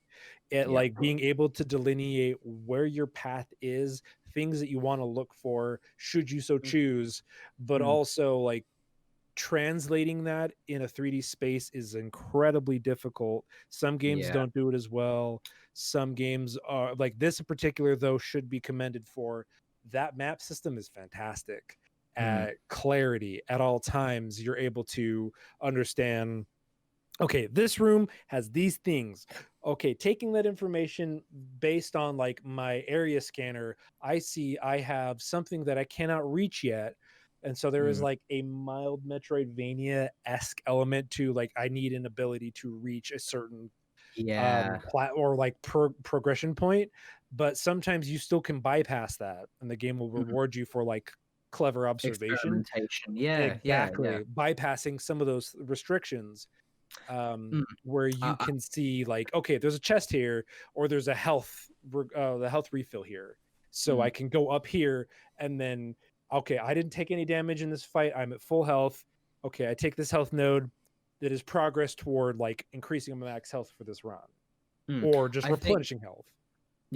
I'll also add, you mentioned not getting hit. There's this adrenaline system in the game where essentially for every like 3 or so enemies you kill, you essentially like level up your adrenaline meter all the way up to 5. Right. Where by like level 0, you know all your weapons basically shoot normally, but by level 5, like all of them have like sort of tracking projectiles and massive explosions, and your character's just running so much faster, and it's like once you get into that gameplay loop of like managing to get up to like adrenaline level 5 or something without getting hit, you feel like Neo in the Matrix essentially. So like it's in a lot of games, so it's worth mentioning. So this is a 3D like arcade game essentially in its terms of its combat. Like it's, so Housemarque is notable for their arcade style combat design, and this functions as like a multiplier for if you've played Resogun or Matterfall or any of those games that they've done before. Like constant like excellent performance yields you a high score modifier, so to speak, but in this game the high score modifier is actual like gameplay manifest, which is interesting. And it's an extension of that conceit from like in like an old era of game design, but like it blends really well into a roguelite, and you start to see like, there are rooms that will be repeated, but you will start to see like it will present opportunities for you to roll the dice and gamble. Okay, like I'm doing pretty well this run. There is a possibility with its malignant parasites and things like parasites have a pro and con, and then you have malignant chests, things that will like, okay, you have a modifier that's negative but a positive for this timeline, and once you complete this negative, like complete this objective, the negative negative is gone. Yeah. But you also start finding things that like collectibles or items in the world that like get rid of malignancy, just completely eliminate malignancy, so you still have your benefit that you're getting from that. But it's like a constant cost benefit analysis of, if you're focusing on that for this run, this is what I want to build toward. Absolutely. And you're constantly making like moment to moment decisions that will determine like, what is this run about? And I think part of what I love so much about this game is I have died probably like 8 times because I am constantly trying out different combinations of things. I am always gambling for what will probably bite me in the ass, but I want to see how it engages with the world. I want to see like, okay, I want to scan this thing and see how it interweaves into this combat encounter. Okay, so now I know I need to get an artifact, but I have this benefit to like my melee. Also, so there are a couple things I need to shout out about this game. Like, combat feels incredible. Absolutely. The shooting feels fantastic. It feels like the best third-person shooter sensibilities you could take from generations of learning and like build it into this. But I highly, highly, highly recommend a couple things. First and foremost, change your control bindings. I recommend, because so there's the it's been talked a bit about the adaptive triggers, where like you can zoom in half trigger and then pull full trigger to get the alt fire for your weapon, which is really cool, and it hasn't been an issue for me so much. You can, if you so choose, you can disable that in the options. That is an option prevented to, which is great call. You can also fully remap all of the buttons. Oh man. Which give more games full remap. That's amazing. Because I completely remap my controls to where my dash is on L1, my jump is on R1, so I never have to take my thumb off of my camera controls while I'm jumping and dashing around, which makes combat way more engaging, because I can start thinking about, and I also have my melee bound to my right stick. So I can, in the middle of a combat, smack my right. I don't have to take my thumb off of anything to smack something. And so I start participating in combat and flowing so many different strategies together to where, like, okay, this instance, I don't have to, I can turn around, smack something behind me. This dude's got a, I'd have some footage of this as well, as like kind of showcasing ways you can blend into combat together. But like, when you experiment with the mechanics and the key bindings or controller bindings in this way, you start to see what the game is going for, and you start like I died a bunch of times. I don't care, because I learned a lot from trying out different mechanisms and modifiers as they applied. Question for you: what has been your favorite weapon, and what has been your favorite alt fire? I'd say the weapon would probably have to be the carbine assault rifle thing you can find, just because, you know, I'm much more of a DPS type of guy. And the my favorite alt fire would have to be, I don't know what it's called, but it's like essentially like you hold it down, there's a bunch of like projectiles that sort of like track and hit a single enemy. Like the what is it? The tracker swarm? I think that's what it's called. Yeah, it's cool. It's very satisfying, like especially on, I don't say like mini bosses, but like sort of like some of the more tougher enemies. Like orange bars, basically. Essentially, where you just sort of like aim for, like, you know, their weak spot on their head or something. You just shoot the alt fire at it, and, you know, like a bunch of their health bar gets splits down. That's like, wow. No. I feel like something that a lot of the reviews didn't, like, neglected to mention as well is that there are like multiple alt fires for different, like, for individual weapons. Like, I didn't see any reviews that highlighted that fact at all, because that goes a long way into like diversifying the weapon loadouts and everything. Because, you know, like, I went into the game with the impression that, oh, each weapon has its own single alt fire that never changes. No, like, that's not the case. That, like, they're completely randomized. Sometimes you can get like a really bad alt fire. Sometimes you can get a really good alt fire. Like, I remember my first attempt at the boss, I had the pistol, and which usually isn't the best, but I did pretty well with it, and I had the tracker swarm attachment for that, Right. and that went a long way into like sort of allowing me to get some hits in whilst also like dodging any of the projectiles and attacks and Right. stuff. But so yeah, like I feel like I've started to like figure out like, okay, like like I'd say for the first boss, at least the tracker swarm, that would be a decent alt fight to have going up against that thing.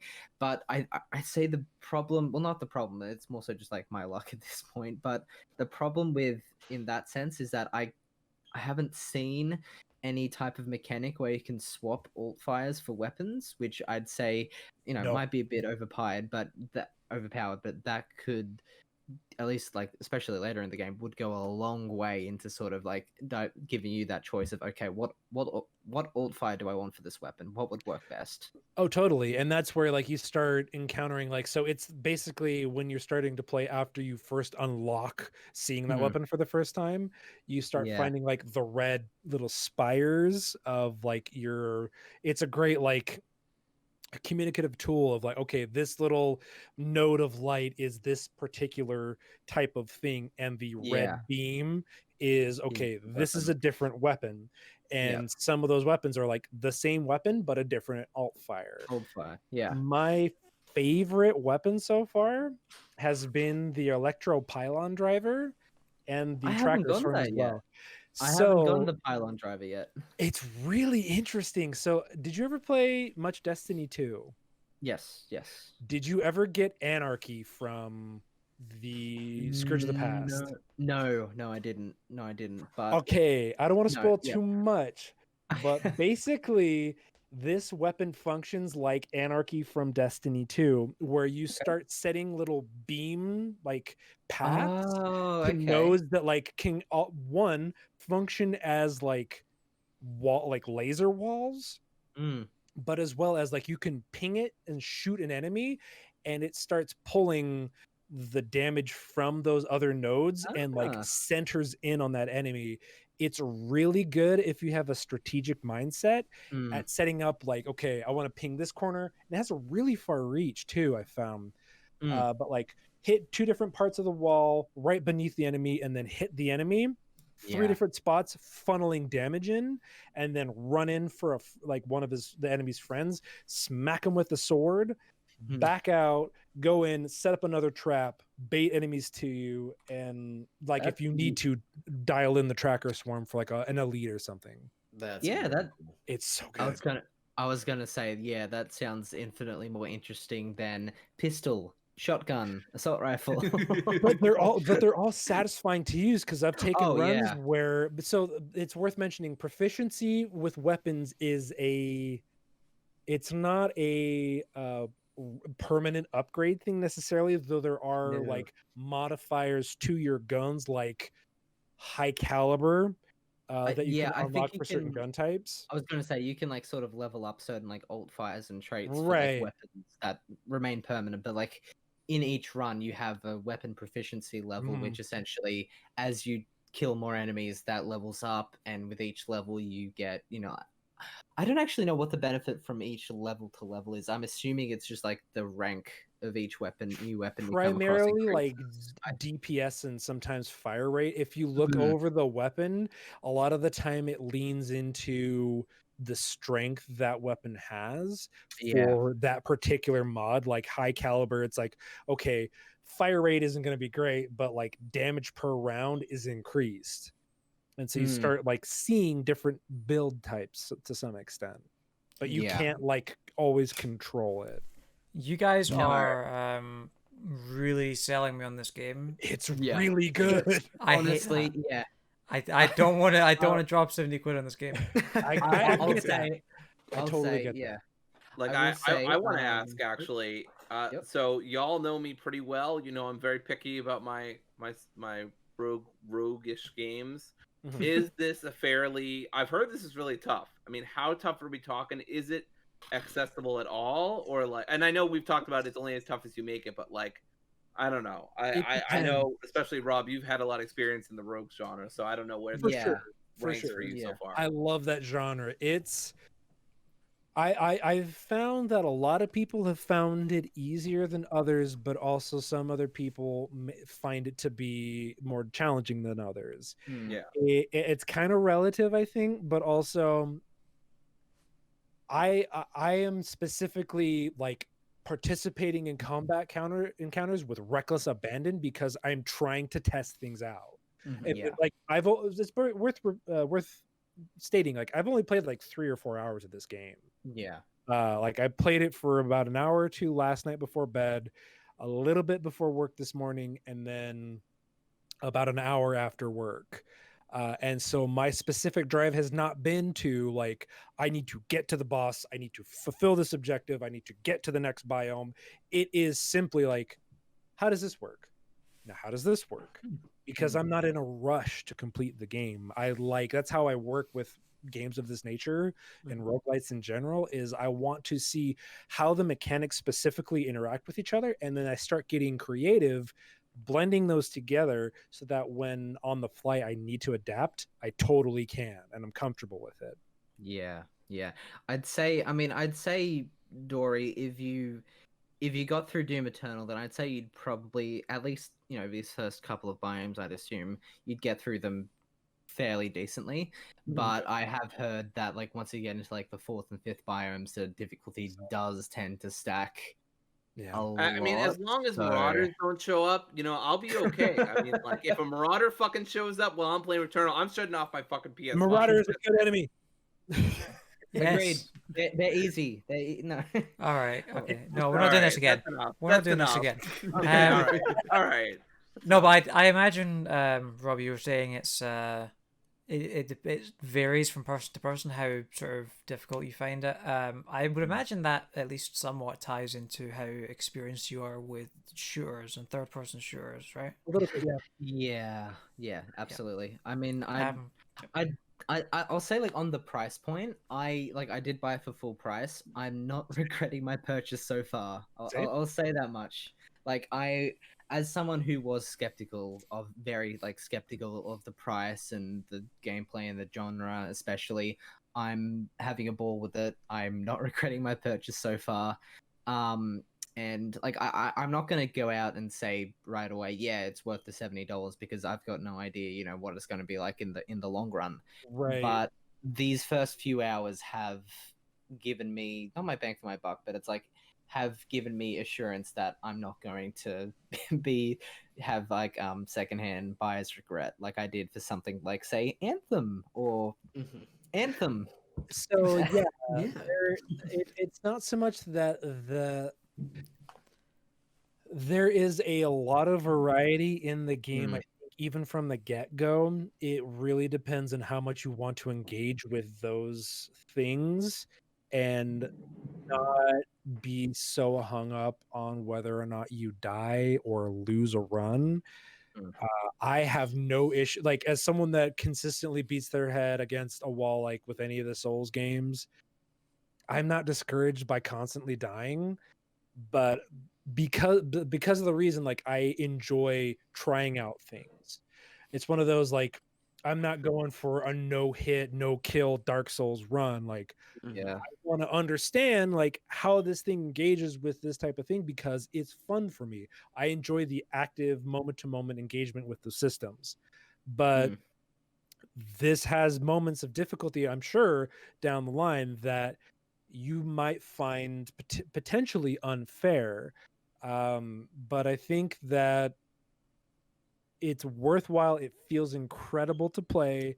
I'm one of those people that always encourages like spending the time to think about the bindings that you have on the controller or keyboard. Think about what makes sense to you, change it accordingly, especially in a game where you can change every button.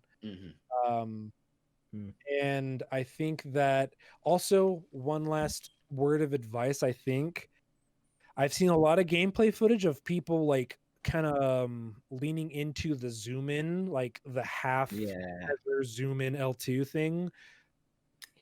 Get used to hip fire, because I think that you're better served at situational awareness by leaning into hip fire, because you can start to understand enemy positions, and the 3D audio is really good as well, communicating that as well. But Mhm. if you're constantly tunnel visioned with like zoom in, you're gonna like one of the criticisms I heard is like, I really wish the game gave you better like peripheral awareness. Is like just hip fire. Mm.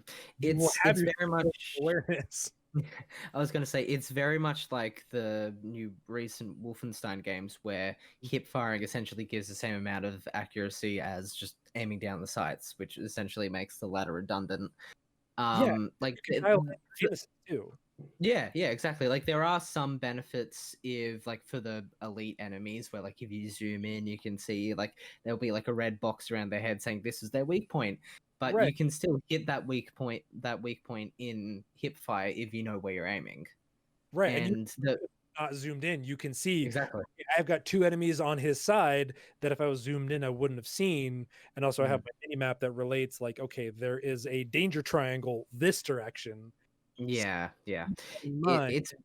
It's very much one of those games where if you stop moving to like aim down the sights for like however long, you will get very punished for it. Potentially, Like yeah. potentially, like I think early game it's not as bad, but I've heard and I can easily assume that like once you get into the later biomes, they're not gonna like make it easy for you to just sort of, not stay there and not go undamaged for it. Now, Yeah. Quick The HUD's Oh, really yep. good. Yeah, Go ahead, Mitch. absolutely. I was going to say one quick shout out before we move on as well is the story. I think the mystery they've set up so far is excellent. Like it's nothing revolutionary, but the combination of having these really like sort of ambiguous like logs on your ship of like sort of transcripts from conversations that the main characters have had, that's like, okay, what's going on here? And I'm not going to spoil it, but like so essentially the main goal so far is to find this white shadow broadcast, and one of the logs essentially says, or I think she actually says it in like the opening cutscene or something, that like she's the only one that can hear this broadcast or something around those lines. So you've got that mystery as to like why she's the only one who can hear it, and then you've also got the fact that there's this astronaut from like the Apollo era that's sort of like following her in her dreams and shows up a lot in death cutscenes or respawn cutscenes. Absolutely. Which I mean, the visuals in the death cutscenes are amazing as well. But that's that. So you've got multiple mysteries going on here, and it's all very much sort of convincing me to go forwards and figure out what that mystery is or what that leads to. Totally. And I'm really glad you brought it up because that was something I wanted to shout out. Like, go back to your ship as you play through the game, no matter how many times you've died. Check in on the ship logs and the conversation logs because you start to uncover like, oh, I'm starting, a picture is being painted before me of one, who Celine is, and two, like her relation to this world, and she's persistently engaging with it despite like being told not to. That, but like it starts to get really interesting. Like the more logs that you start to get and the more those things you uncover, it's worth going back and just reading through your inventory. It's like it's that whole Dark Souls trope of like read the item descriptions, but like if you go through and start reading your records of items that you pick up, you start getting like a really interesting picture, like a comprehensive world painted out for you to some extent. It's not to mention to shout out the audio logs as well. They seem like more like a rarity in games nowadays, but they're the perfect type of audio logs where what is being said is always engaging and they never last for too long. So you never like sort of like just stuck like sort of standing in the middle of the world for too long, just waiting for it to end so it doesn't interrupt any other gameplay or dialogue or anything. Right, but I'm totally doing it.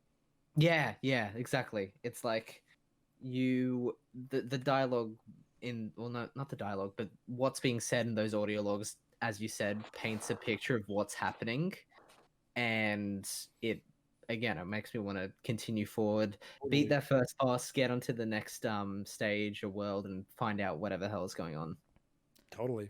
I so far highly recommend. One thing I wanted to ask about quickly before we move on, Mitch, just earlier on, you mentioned the house from the trailers.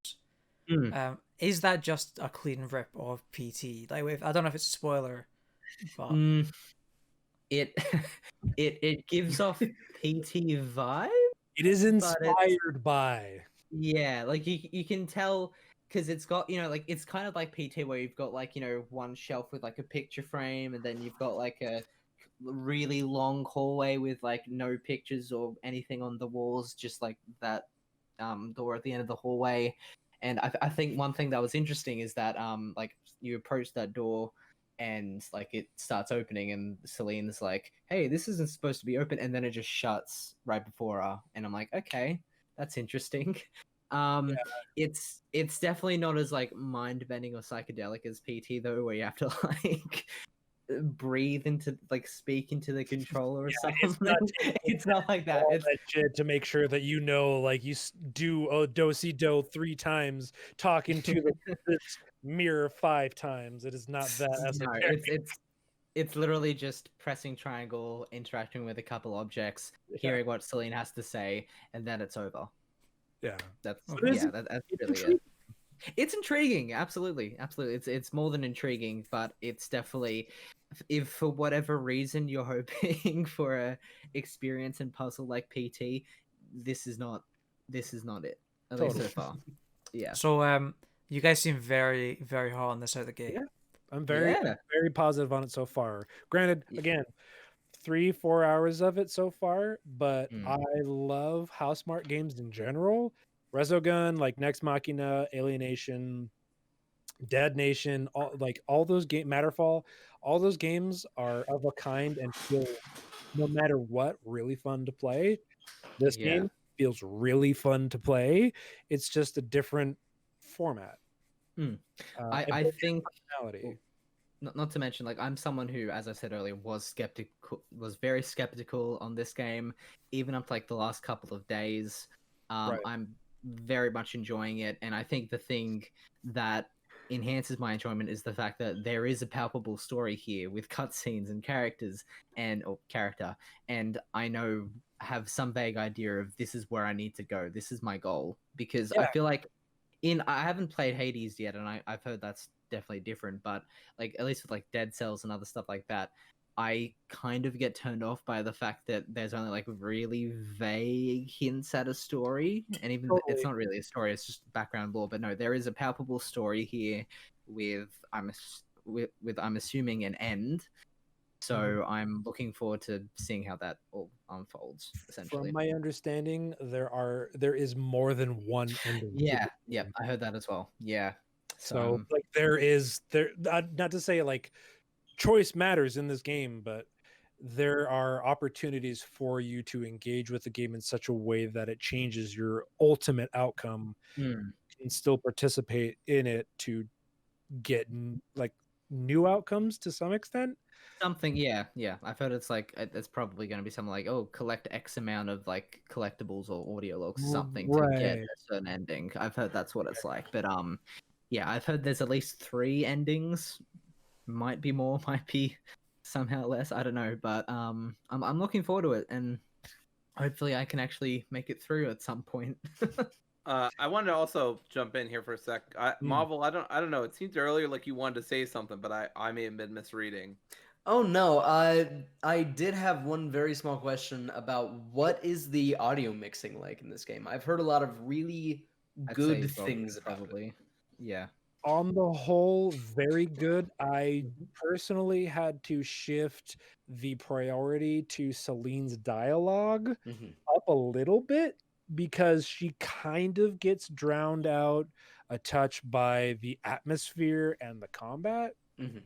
But if you keep that in mind and like go into the settings, maybe shift up Celine's dialogue a little bit, it sounds fantastic. But like the moment to moment gameplay it sounds incredible. Absolutely. It is clearly delineating each and every particular thing, and it had like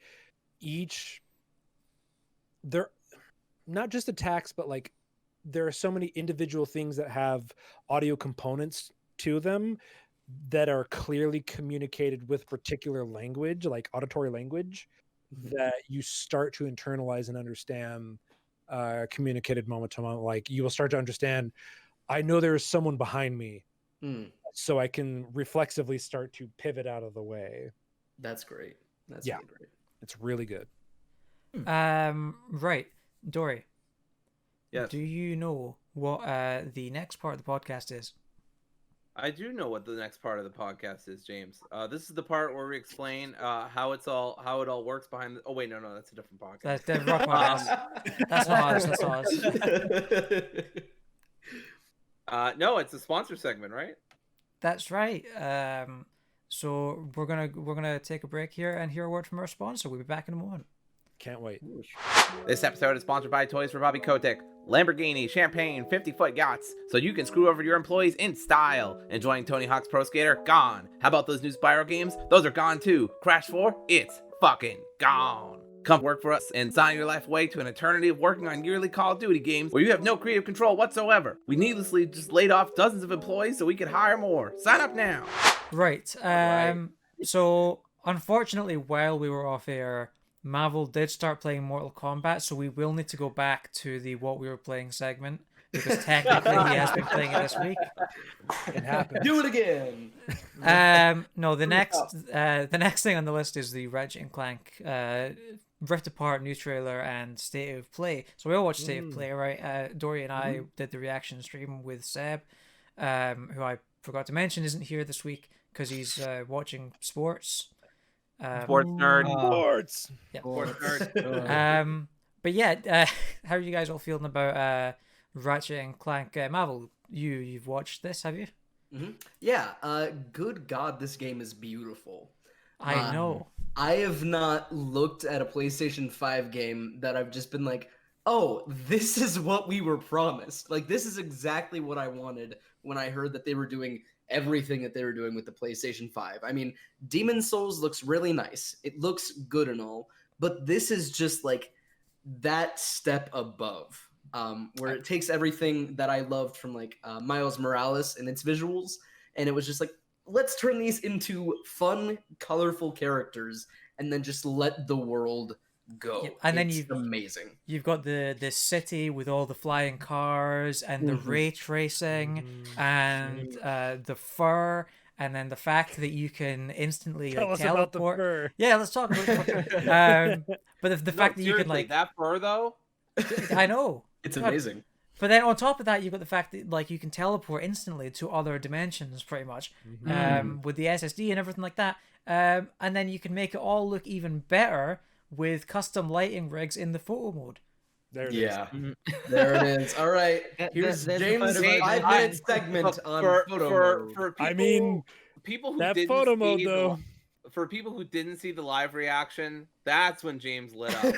Photo mode Yeah, came on. He was excited before. Don't get me wrong. He was happy and excited before. Once that photo mode, he's like, "Where's that photo mode? Where's that?" As soon as it came on, me and Seb just like, "All right, brace yourself." Well, I skipped through most of the reaction just to get to that part where you reacted and saw the photo mode, and you did not disappoint, James. I'll say. I would put it that way. Double fist clenched. Yes. Oh. They didn't show much, but they showed enough to know that it's just like the Miles Morales photo mode, which is It enough looked for me. It was really good. And they did. Insomniac was doing this live chat Q&A thing in their Discord server. I tried to get more information about that photo mode out of them. They were giving me nothing. So all we've got is the stuff that was in that state of play. We've gone on a deep dive though. We've done a deep investigation for this one. But Reporter in the streets. oh man, it looks so good though. Yeah, it does. It looks incredible. Like I've been playing the remake or reimagination of the 2016 Ratchet and Clank. And I've been enjoying that and in anticipation of Rift Apart, and like I don't have like the deepest investment in Ratchet and Clank as characters or as the lore or whatever, but like I'm day one. Like this is a day one buy. Like I couldn't be more sold on this. This looks fun as hell. The movement and combat looks really fun. I'm sure the humor and writing is going to be on point. Ratchet and Clank is one of those rare series that is actually able to blend comedy and action, generally speaking, right? Obviously, I'm sure they have I've only played Crack in Time and the 2016 Reimagination, which I'm playing right now. But you know, generally, like, they are good at the laughs, which video games often struggle with. And so I'm really excited to see what they come up with. It's so consistently charming throughout the entire series. Yeah. And And, we're like, adhering to that. We were saying a little bit during the reaction stream. It looks significantly, and it's not a huge surprise because I mean, I at least kind of figured that it would be. But it looks significantly larger scale than the 2016 reimagining. Yeah. Which was, I mean, that was like a movie tie-in, so that kind of makes sense. But yeah, this is a fully fledged Ratchet and Clank game. It's not just a tech showcase for the PS5. Yeah, I feel like because I, surprisingly enough, I only just finally beat the 2016 game like a couple days ago because I realized that I didn't actually beat the final boss. Oh, I I don't know how, but I'm like, hey, I don't feel like I've seen the ending cutscene. Either that or I just don't remember it at all. But I actually eventually went back and figured out, no, I haven't beaten the final boss yet. So I did that. What that boss revealed to me is that I wasn't in love with the gunplay in that game because a lot of them felt, you know, at least like in terms of like feel and feedback, they didn't feel very powerful unless that's just me. But from what I'm seeing in the preview they've showcased, as well as, you know, just what they've said with the DualSense, the guns look like they're going to have a lot more impact and sort of grit to them in this game than the last. I mean, I kind of know what you mean with the weapons in 2016. So it was kind of 50-50 for me, where I pretty much stuck to the blaster. What's it called again? That one. The Plasma. the plasma. The whatever. Anyway, the first gun that you get. The combustor. The combustor.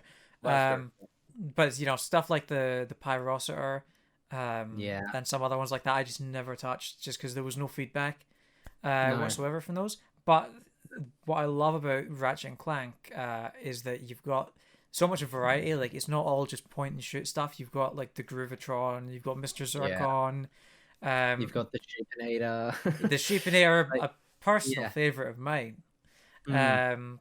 Self-explanatory what that does, but yeah, those are just like, there's so much variety, and I assume those fan favorites will probably make a return in the new one. I would be disappointed if there was no Groovitron, Mr. Zircon, and Sheepinator. I'd assume that they'd be in there. I mean, the thing, because the interesting thing that they seem to be doing is that they seem to be sort of splitting the weapon arsenal between Ratchet and Rivet, which, you know, makes sense and it's not a bad idea at all. But I'm just wondering, I have full faith in Insomniac, but I'm wondering how they're going to sort of switch up their play styles, if they're going to try and do that at all between each of the characters. Like, for instance, if they're going to make, you know, Ratchet much more of a sort of DPS tank type of character, whereas Rivet's much more sort of like, maybe not like long distance, but sort of like more like a scout, where it's just sort of like less damage but can be more mobile. I'm interested to see how they'll sort of like show the differences between the two characters. Yeah. I'd really like to see that. I think because there's a lot of interesting stuff you could do with that, where you sort of have the two different characters have those two different play styles. Would they have to then, if they make a subsequent game, have two playable characters in that as well? That's true. I mean, it's the Spider-Man Miles Morales sort of problem, where you've got like a follow-up or like another playable character in that series. And when people, like in Miles Morales' case, that game essentially like improved on that game's gameplay and traversal tenfold. Miles Morales felt a lot better. Yeah. So now Insomniac have run into the problem for the second Spider-Man game, where they've assumably they've got to find a way to sort of like balance that out for Peter and give him some abilities or some more traversal options to actually bring him up to Miles. That or enable the opportunity to play between either in some capacity. Even if they do that, they still have to make Peter's gameplay totally as fun as Miles. So yeah, it really is the new trolley problem, the Miles Morales problem. Absolutely. Problem Yes. for our ages. But yeah, how are you guys feeling about Rivet, who is the female Lombax that we saw? We now know her name is Rivet. She's So charming first as hell. off, great name, excellent name. Second, voiced by Jennifer Hale, so it's an automatic win for me. I knew that I heard that Rivet's voice sounded familiar, but I couldn't place. I thought it was Laura Bailey, but I was like, I don't want to be that person who goes like, oh, it must be Laura Bailey. It's a big Sony property thing. Or Yuri Lowenthal. Fuck you! Damn it! I was hoping no one would stream. remember that. I was there. I got major. Yeah, but anyway, no. Sorry, you go. I was just gonna say, I think she's great. I think her voice is really great. I'm all up for diversity in characters, which is great. And it'll be definitely interesting lore wise, because I don't know a ton about Ratchet Clank, but even I know that Lombaxes are a rare species. I'm pretty sure Ratchet is the only one of his kind left, or something like that. And so this will definitely add a new wrinkle to the lore and the relationship that Ratchet has to his species and stuff like that, meeting someone else like him. I'm hoping they don't do any kind of weird romance angle, because that just feels like that would be the wrong choice, but I don't know. I don't think that's gonna happen. I have more faith in Insomniac than that, but whatever. I was actually gonna bring that up too, because like we're kind of being led to believe that Rivet is the alternate dimension version of Ratchet, if they're both the last of their kind and whatnot. So forcing like a romance between them would be the oddest star-crossed lovers. Oh no. Anyways, what I was going to mention earlier is that from like first impressions, I got the impression that it would be like a Tara Strong type of actor playing Rivet, but no, like when I heard it was Jennifer Hale, I'm like, wow, I wasn't expecting that type of range from Jennifer Hale, because like I'm much more used to her having sort of not necessarily the gruff voices, but kind of like more deeper than sort of, and less animated than what they have in Ratchet and Clank here. But I'm all for Rivet in this game, and Jennifer Hale. She's usually cast for a particular skill set, essentially. Yeah, I feel you. Yeah. I have to say, a particular skill set. I have to say, I am starting to hate the name Rivet, because every time somebody says it, it sounds like Ribbit, and I'm like, everyone sounds like a frog all of a sudden. I mean, she's hopping around these arenas constantly. Like, we need to look at what the Lombaxes and Frog DNA is. Just saying, what if for Rivet, instead of a sheepinator, they have a froginator? So she just has a bunch of frogs. Yes. Rivet for Rivet. I like it. Yep. Love it. I'm a little worried about going into this game as a pardon my use of these words here, but as a Ratchet and Clank virgin. I've never experienced. Wow. All right. Any, Where's the exit button? There we go. I've never played any of these games or watched the horrible movie that came out. Wait, did you say horrible movie? Yeah, it was a good you probably movie. Love it, James. Yeah, there you go. Not surprised. It was. No, James. Bad. It was good. It was a solid movie. I'll trust your opinion here. I won't. I'll let you have your opinion here and won't take too much crap out of it. But as someone who's never been in this world, knowing that there's so much lore stuff that people are already picking apart about, being the last of their species and how that's going to play out in the story, I don't know what I'm going to be missing here, and it's a little nerve-wracking. To be fair, the Insomniac did say in the state of play that it's a standalone story, for newcomers alike. I myself, I've only played the 2016 game, and I have very little recollection of what that game's story is. Yeah, I do know. I do know that it's set after, I believe, the PS3 game, so not in. It's nowhere in relation to the 2016 game, but it's going to be its own separate. thing, so you don't need any prior knowledge. Just kind of jarring. Like it's not a huge deal, but it is kind of jarring to go like the most recent release, the first one, this most newest release, after 3 games from like 10 years ago. Yeah. I had some questions about that because Dr. Nefarious looked very different from when I last saw him in the 2016 game. So yeah, they are going from the newer, older games, if that's how you put it. The most but, yeah. recent chronological release of narrative of the Ratchet and Clank that- universe. So we're still gonna complain about Kingdom Hearts, right? So we're still gonna do that. I Kingdom mean, Hearts is we on a can. completely different ballpark story. Look, I like that ballpark. All right. Yeah, and James liked the movie, so I think we can all have our weird things we're into. It's a good movie. James Smith, like, it's the only fine. person who'd give it a score above 6 out of 10. Probably better than the I just- new Mortal Kombat movie, which I still loved. but- Apparently, I have a lot of video game hot takes. We need. I need a corner Really now. do, James. Really Smithy's do. hot We need to take do- corner. Not Uh, another jingle, Why are James. we I can making only so do many so corners many. today? This is the 3rd corner. We need one more corner to make a room. Hey. I. Okay. No, Wrong. what did you guys hear the soundtrack? Because they put some clips of the soundtrack on the PlayStation blog post. I didn't get a chance to outside of the state of play now. So I can't remember who is doing the soundtrack. Could Is one of it you Michael- maybe? Is it Michael Giacchino again? Because I know he did the It's- Spider-Man games. No, Hmm. it's not. It's the guy from. It's a guy from Devo. Is that the name of the band? I don't know. Anyway, Devo is a band. yeah. They do Wicked.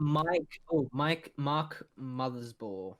Yeah. So Marcus Smith, the creative director, he has a really good taste in music. I was saying on the stream actually the other day Mhm. that I remember him saying that because he was also the creative director on Sunset Overdrive. I remember him saying that a lot of people said to him after Sunset Overdrive came out, why didn't you use punk rock instead of garage rock? Because they used garage rock in that game for the soundtrack. And sort of, I agree with him that garage rock was the right choice for that game. So he has a really good taste in music, in my opinion. I was sorry. this- I'll just quickly interject here. Apparently this guy also did the score for Thor Ragnarok. Yeah. Which Yeah. gets me Awesome. very excited because the score for That's that good. movie was great for what they were trying to go for. Totally. So Um, yeah, the very thing exciting. is, though, this guy's obviously very talented. One of my issues with the soundtrack in Spider-Man, not Miles Morales, the soundtrack in Miles Morales is great, but the soundtrack in Spider-Man kind of feels very sort of vanilla. It doesn't have a lot going for it. Like, it sounds like Spider-Man, but it's not memorable. It's very flat. It's not very unique.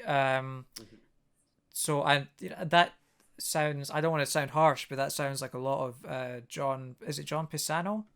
Is it? Yeah, I think so. Actually, I think it's John That- Pisano. yeah, I'm getting that the- sounds like getting- that's kind of like a lot of his work. But with this, I'm kind of getting similar vibes from the clips. Like, it's very good music, but nothing of the clips that they sent really, or that they posted, really jumps out at me. I mean, I'd argue in favor of the main theme for Marvel Spider-Man because that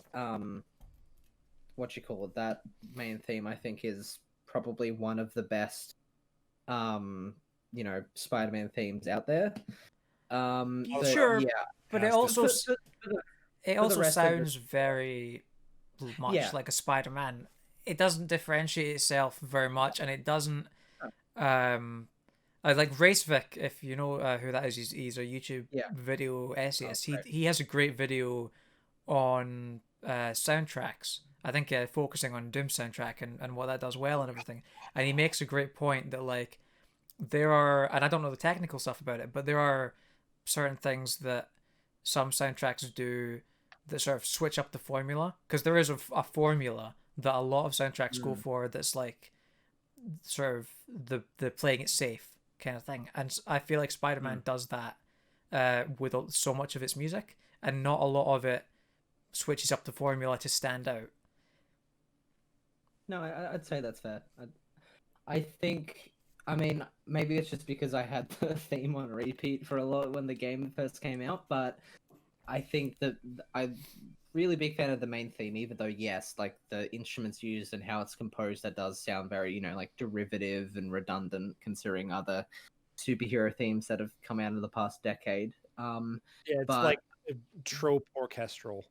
yeah, exactly. Like I feel like, funnily enough, I feel like post the first Avengers movie, almost every single superhero movie had the same exact like sort of soundtrack, essentially, where it was always trumpets, it was always some maybe some drums or something. Like I feel like I feel like one of the first movie, like superhero movie scores that really blew me away was Black Panther's score, because that actually used some Really good. yeah, that was really good. Like it actually did something different with what instruments were used, and like, you know, they had like orchestral and stuff. Like it was great. But I feel like we're getting deviated from Ratchet and Clank at this point, so I'll bring it back. Sure. I mean, yeah, that's all that really jumped out to me though. From the reveals, apart from, I mean, like they have some really nice looking suits, or armor suits that you can unlock in that game. It looks like the customization is going to be like, and it seems like there's a lot of variation in the gameplay as well.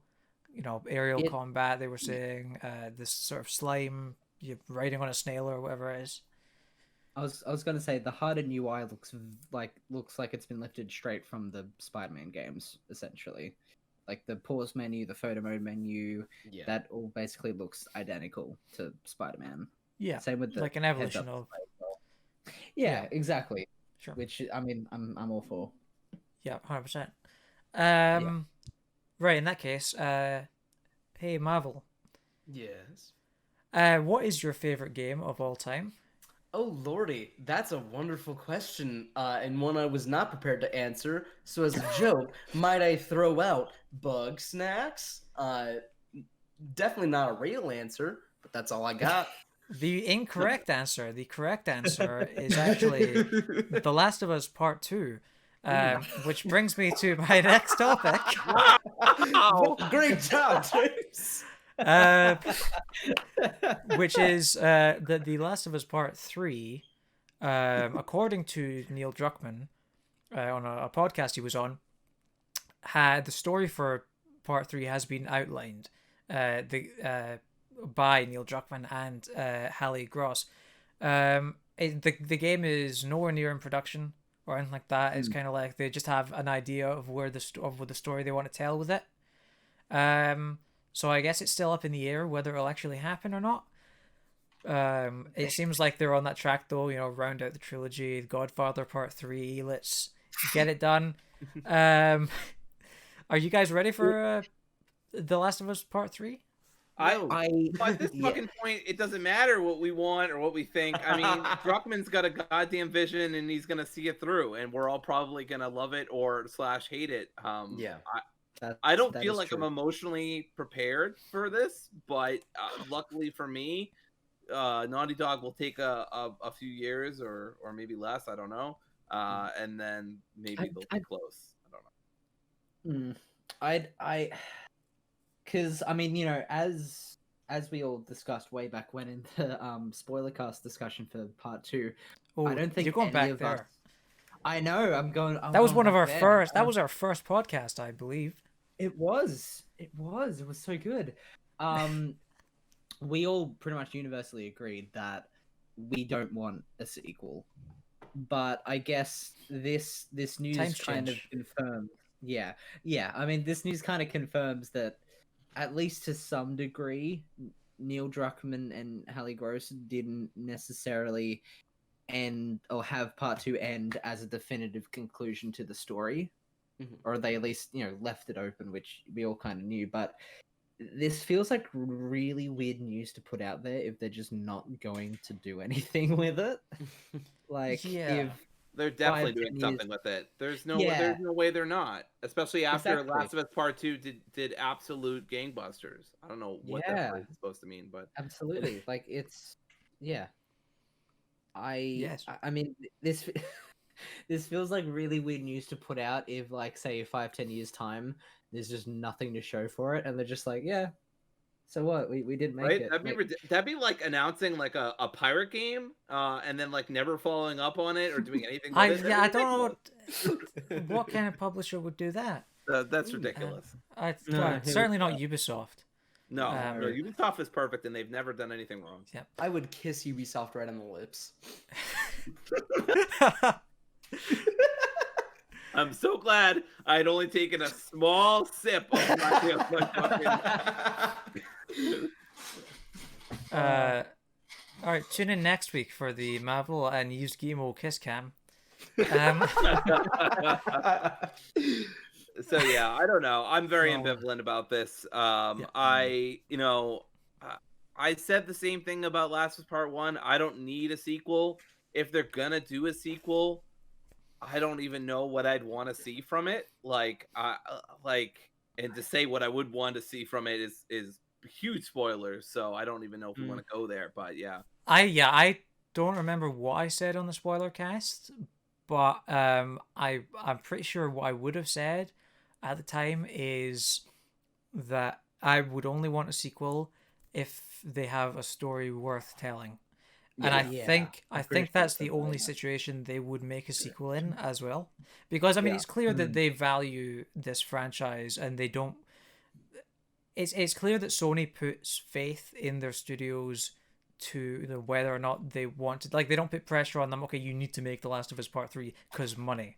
Except in Days Gone 2, in Days Gone's case, but... that was like they didn't want them to make it, but like in terms of they wouldn't force them to make Days Gone 2 because they wanted money or anything from it, but or at least from my understanding, but it definitely seems like they're in control of that and they wouldn't make a Part 3 unless they had a story for it that was more than surface level. But the other thing that Neil was saying on the podcast was that they're it's a different situation than when they made Part 2, because by now they feel like they've sort of cemented the themes of the franchise. So there is only like one kind of story that they can tell in that world from now on. Yeah, absolutely. And that is a story that is going to be very probably depressing and brutal to some people, I'm sure. Some might say unnecessary, but I was gonna say it definitely won't be divisive at all. No, not at all. No, I think the internet will be just fine. I'm sure. Yeah, it's definitely not like whatever future project Naughty Dog does won't be mired with controversy from people just needlessly bashing them for no And you know, reason oh whatsoever. yeah, I like all that unnecessary. If that does happen, then I'm sure when the game comes out, when people play the game and realize that it is fun, I am sure they will say, you know what, we were wrong. I'm sure the internet will do that. Yeah. Absolutely, because the internet are humble and responsible people. That's what they're known for. Yeah, absolutely. I feel like Rob, there may be a tinge of sarcasm going on here, but it's no. hard to No, I think they've told their story and should leave it alone. Yeah. Those are your thoughts. Yeah. I'm not against, and Rob, I'm not against that. You know, I'm the biggest, well, not the biggest, but one of the biggest fans of Last of Us 2 on this current podcast. Second and biggest. Even I'm what's that? Second biggest. That's why I said one of the biggest, because I knew you were going to do that. But even I'm okay with them just leaving it. Like I think they've done a magnificent job with their story, and I think they've made the combat as good as it's going to get, and I just don't see what they could do with it. But I said that about The Last of Us Part 1 or just The Last of Us, excuse me. I'm fine with them leaving Joel, Ellie, Abby, all of those characters behind. I'm fine with them reaching out into that world and telling new stories with new characters in that setting. Yeah. I'm way more on board with that than hashing out more of that story with those characters. I don't need them to keep fleshing those characters out. I know what they are. It's fine. It's done. The story's over. You have. I can tell you have no idea the can of worms you've just opened. I know full well. No, I have some opinions about that. So, I mean, I'm with you, right? They can like though they can leave those characters behind. You know, their story is done and all that. They could be left behind. Okay. That sounds familiar for some reason. But I'm not saying they couldn't do this, but I just think that's the franchise is far more about its characters than it is about its world. Its world is bland in comparison to the life of its characters, and I think if you just plonk some more characters in their Life is Strange style without any kind of lean over, like with introducing new characters while maintaining the old characters like Part 2 did, I think if you do that, it stopped being The Last of Us. I'd say though, if they strictly made it to be a spin-off and not part 3, then that could work. But I'd say if there has to be a part 3, then yeah, keep the characters, but ideally you wouldn't go for part 3 at all because we don't need any more characters. But if you do a part 3, keep it with the same characters, flesh them out more if you have to, or at least find something interesting to do with them.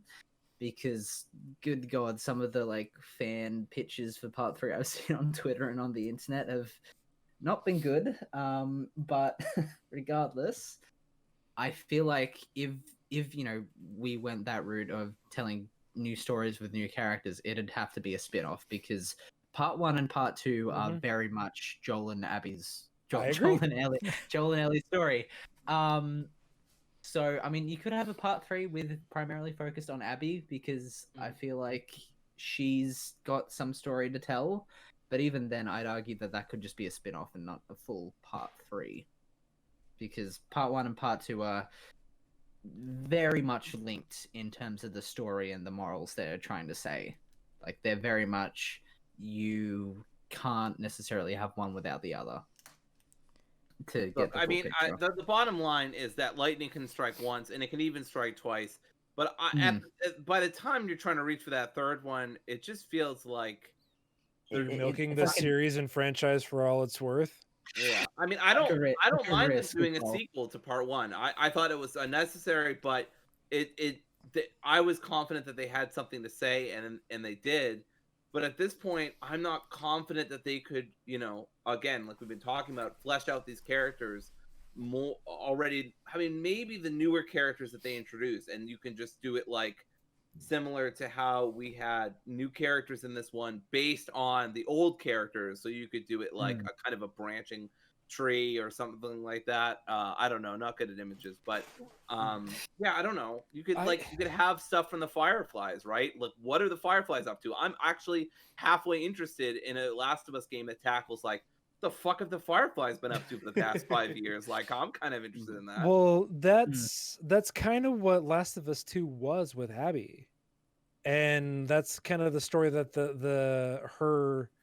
her characterization told was like the fallout of the Fireflies with the impact Joel had on that path, and then the avenues that some of the falling out had on some of those members and the repercussions of that and so on and so forth. Sure. To me, like, there's totally merit in like the world of Last of Us isn't the most interesting component to it. I agree.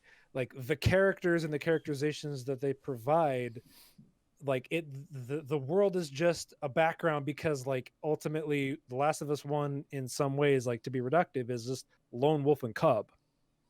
That is a story they're telling. Or Cormac McCarthy's The Road. That is the story they were telling, but with their own personal spin. But I want to see them create, like, they have no issue, I think, creating new characters for me to care about in that world. Like, Abby was a great addition to the world of The Last of Us. Lev, fantastic character addition to The Last of Us. I don't think they need to keep harping on like Ellie's story, because I know what Ellie's story is. Like, maybe they'll have an interpretation down the line, but that isn't interesting to me compared to new ideas that they could take down that path. And I don't fault them for wanting to make a sequel to The Last of Us, even though I think narratively The Last of Us is one of the best stories told in video games. I don't think the sequel delivers on that in some respects, but I don't think it's a bad game. I just think that some components of it weren't like did not speak to me in the same way. But that I don't think that they couldn't create new stories from that world. Yeah. And because, like, what were some of the most interesting components to the first Last of Us? The characters you met along the road. Bill and the two brothers, and like all the people that you met constantly provided interesting narrative backdrop for what the world was like. But like at this point, we know what the world of The Last of Us is like. It is grim, it is hard, it is unforgiving. But to see new people interact with that in different ways rather than just focus on like, yes, we know people suffer. That is a part of life in this world. Cool. Yeah. What are different ways you can lean into that rather than just make it about like first game's about focal point according to them is love, second game focal point according to them is hate, even though like love still is a factor in that. Like, what different and interesting ways can you spin that story? I'm not opposed to that. I'm skeptical for sure. Yeah. And definitely. I think in Last of Us 2 it was definitely a yin and yang of like, you can't have that hatred without the love, and you can't have that redemption story without the things that you need to be redeemed for, like right? the Without fall from grace. Yes, the fall from grace and all that stuff. Yeah, Mahvl, you were gonna say something. I was just going to say that I'm right there with Rob, where I feel that The Last of Us is quickly heading towards what I call the Star Wars trajectory of we have had so many great stories with these characters, and it's kind of time to just let them rest. I know we've only had 2 great stories with Ellie and her whole backstory with Joel, but those were maybe 2 of the best stories ever told in video games, and I'm ready to see something else. Also, Like, how much I'm time ready. did we spend hour count wise with the entirety of the Skywalker saga versus The Last of Us Part 1 and 2? Yeah, absolutely. Like, hour count is like, the ratio is completely different there. I get it's not the same medium, but like, we spent so much time with Joel, Ellie, and now Abby, as well as like the Skywalkers. I don't care about the Skywalkers anymore. Yeah. No, Rob, you don't understand. Like, everyone is related to the Skywalker somehow, and it's 5 degrees of Kevin Bacon, and you just need to accept it. Palpatine Skywalker. You know what? Kevin Bacon for The Last of Us 3 confirmed. Listen, you guys make a really good point that I agree with it. I just want to say one more thing, and this is not, I don't want this to be sort of degrading to your opinions on the matter. I just want to say this: for me, The Godfather Part 3 is a good movie. So what you're saying is The Last of Us 2 is The Godfather Part 2 and is lesser than the first and the potential follow-up. I think The Godfather Part 1 and 2 are different movies. I personally, I could personally. I'm sorry, Are you just telling had to me draw that that different picture. numbers indicate Had to different draw movies? that picture. I could on any given day, I could like one more than the other. I totally understand. And I know everyone hates The Godfather Part 3, but I think that's more to do with expectations than it is to do with the quality of the movie. That's the whole thing about like sequels and follow-ups and trilogies. Like, it's all a matter of tempering expectations. Totally. I agree with you there. I'm lucky in that I've only seen 1, and I haven't seen 2 or 3 yet. They're good in different respects. I loved 1, so I It's should an get around to incredible 2 at some film. point. Yeah. But that's the thing is like, and again, like film game parallels, you can only draw so many comparisons. Cinematic parallels, Rob. So Ellie's gonna wake up one day with a horse head in her bed. A horse, of course. Of course. I think that you're in the further along that path you walk with sequels, the more invitation you present for expectation and setting yourself up for failure. I don't think Neil Druckmann is a bad writer. I think that the stories that they craft are very interesting. They take risks. I'm all for taking risks. Not every risk is going to pan out the same way. I'm just I am the type of person that like Bloodborne is one of my favorite games of all time. I don't want Bloodborne 2. Yeah. I want something else completely. Yeah. I want like you say, new IP, so to speak. Is like I want new ideas, but I understand having an attachment and a fondness for the world that they've created in those characters because they're important, impactful moments for sure. I understand that mentality more than it probably seems. For sure. I'm very big on the idea of, let things breathe, don't overdo it, don't make like 16 Star Wars films, or get me 22 Marvel movies. Yeah, exactly. I feel you. 1,500 different Disney Plus series. Or 9 different Land Before Time movies. I mean, come on, let that series breathe.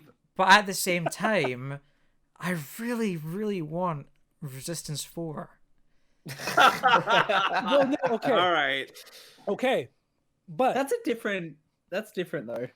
Well, it's very different. Yes, it is and it isn't. I'm with you. I want a Resistance 4, but it's similar to God of War 4. Yeah.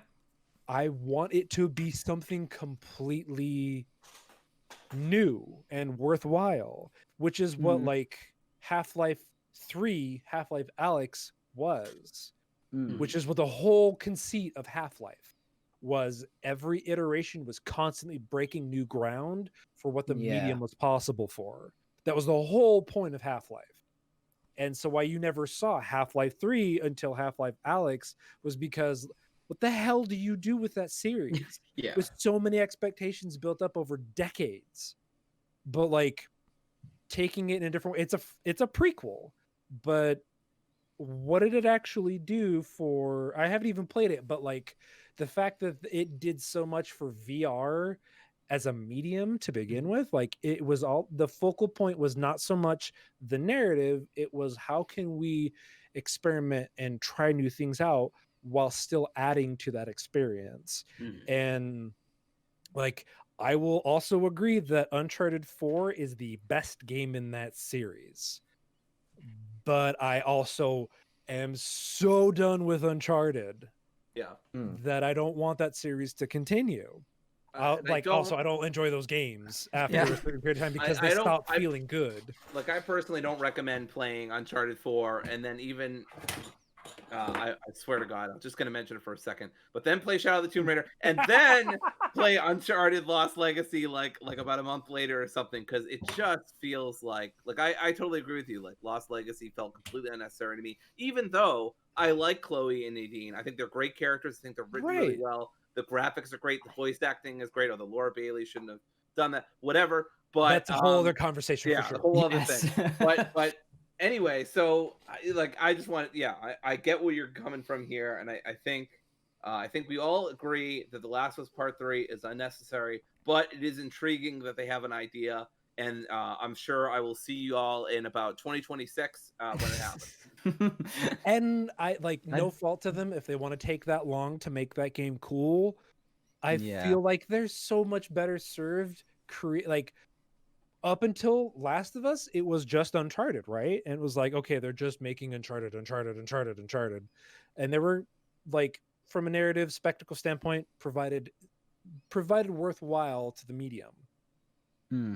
But I just want to see like a new idea from Neil Druckmann, other than the constant suffering and agony in a bleak world. Yeah, I Like, think I it doesn't think need to be Crash. yeah, I think above all else, my opinion on it is that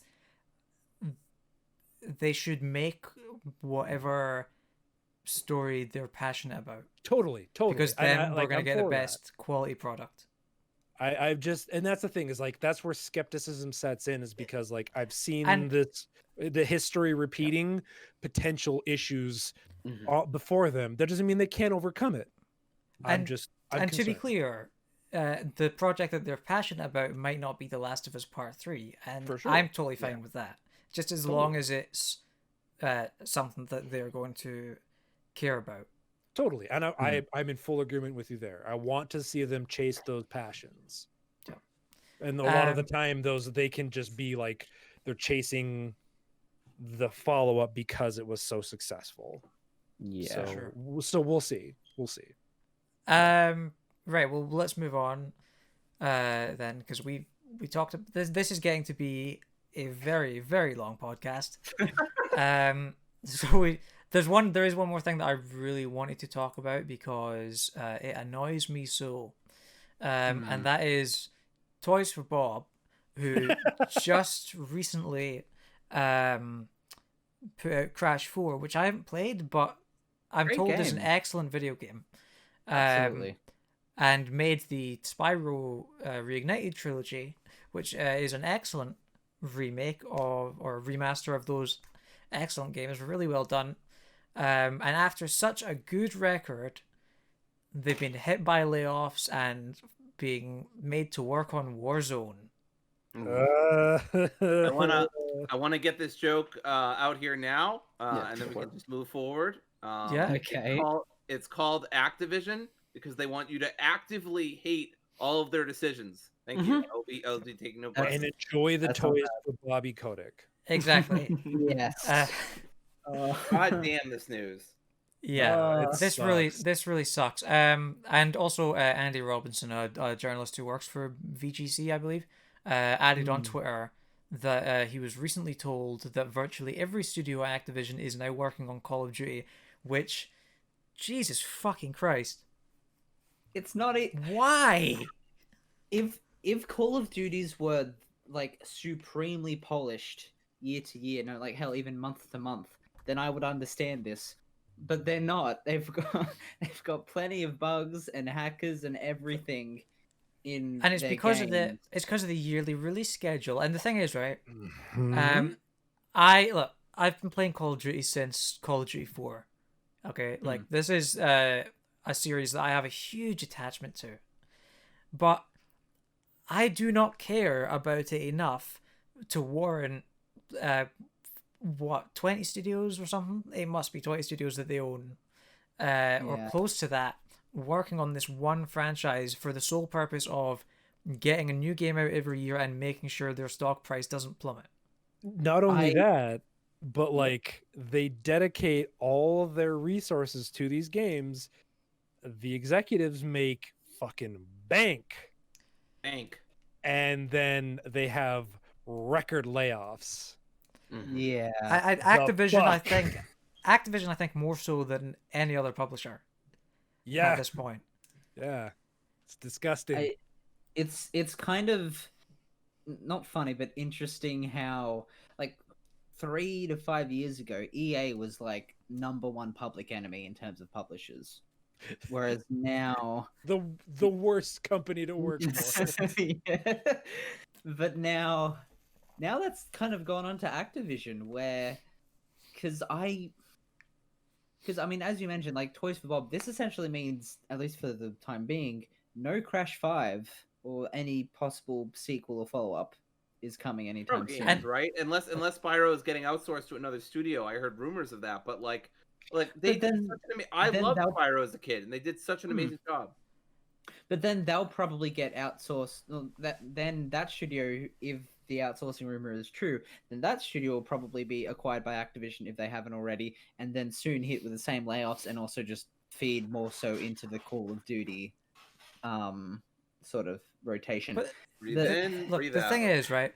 Yeah. The thing that really gets me is this is just after they absorbed Vicarious Visions into Blizzard to work on Diablo 2 remake, which is fine, and support that studio. But like, there's been so much success. As far as I'm aware, games like Tony Hawk's Pro Skater 1 and 2, Crash 4, Spyro Reignited Trilogy, and Crash Bandicoot Insane Trilogy, as far as I'm aware, those games were not flops.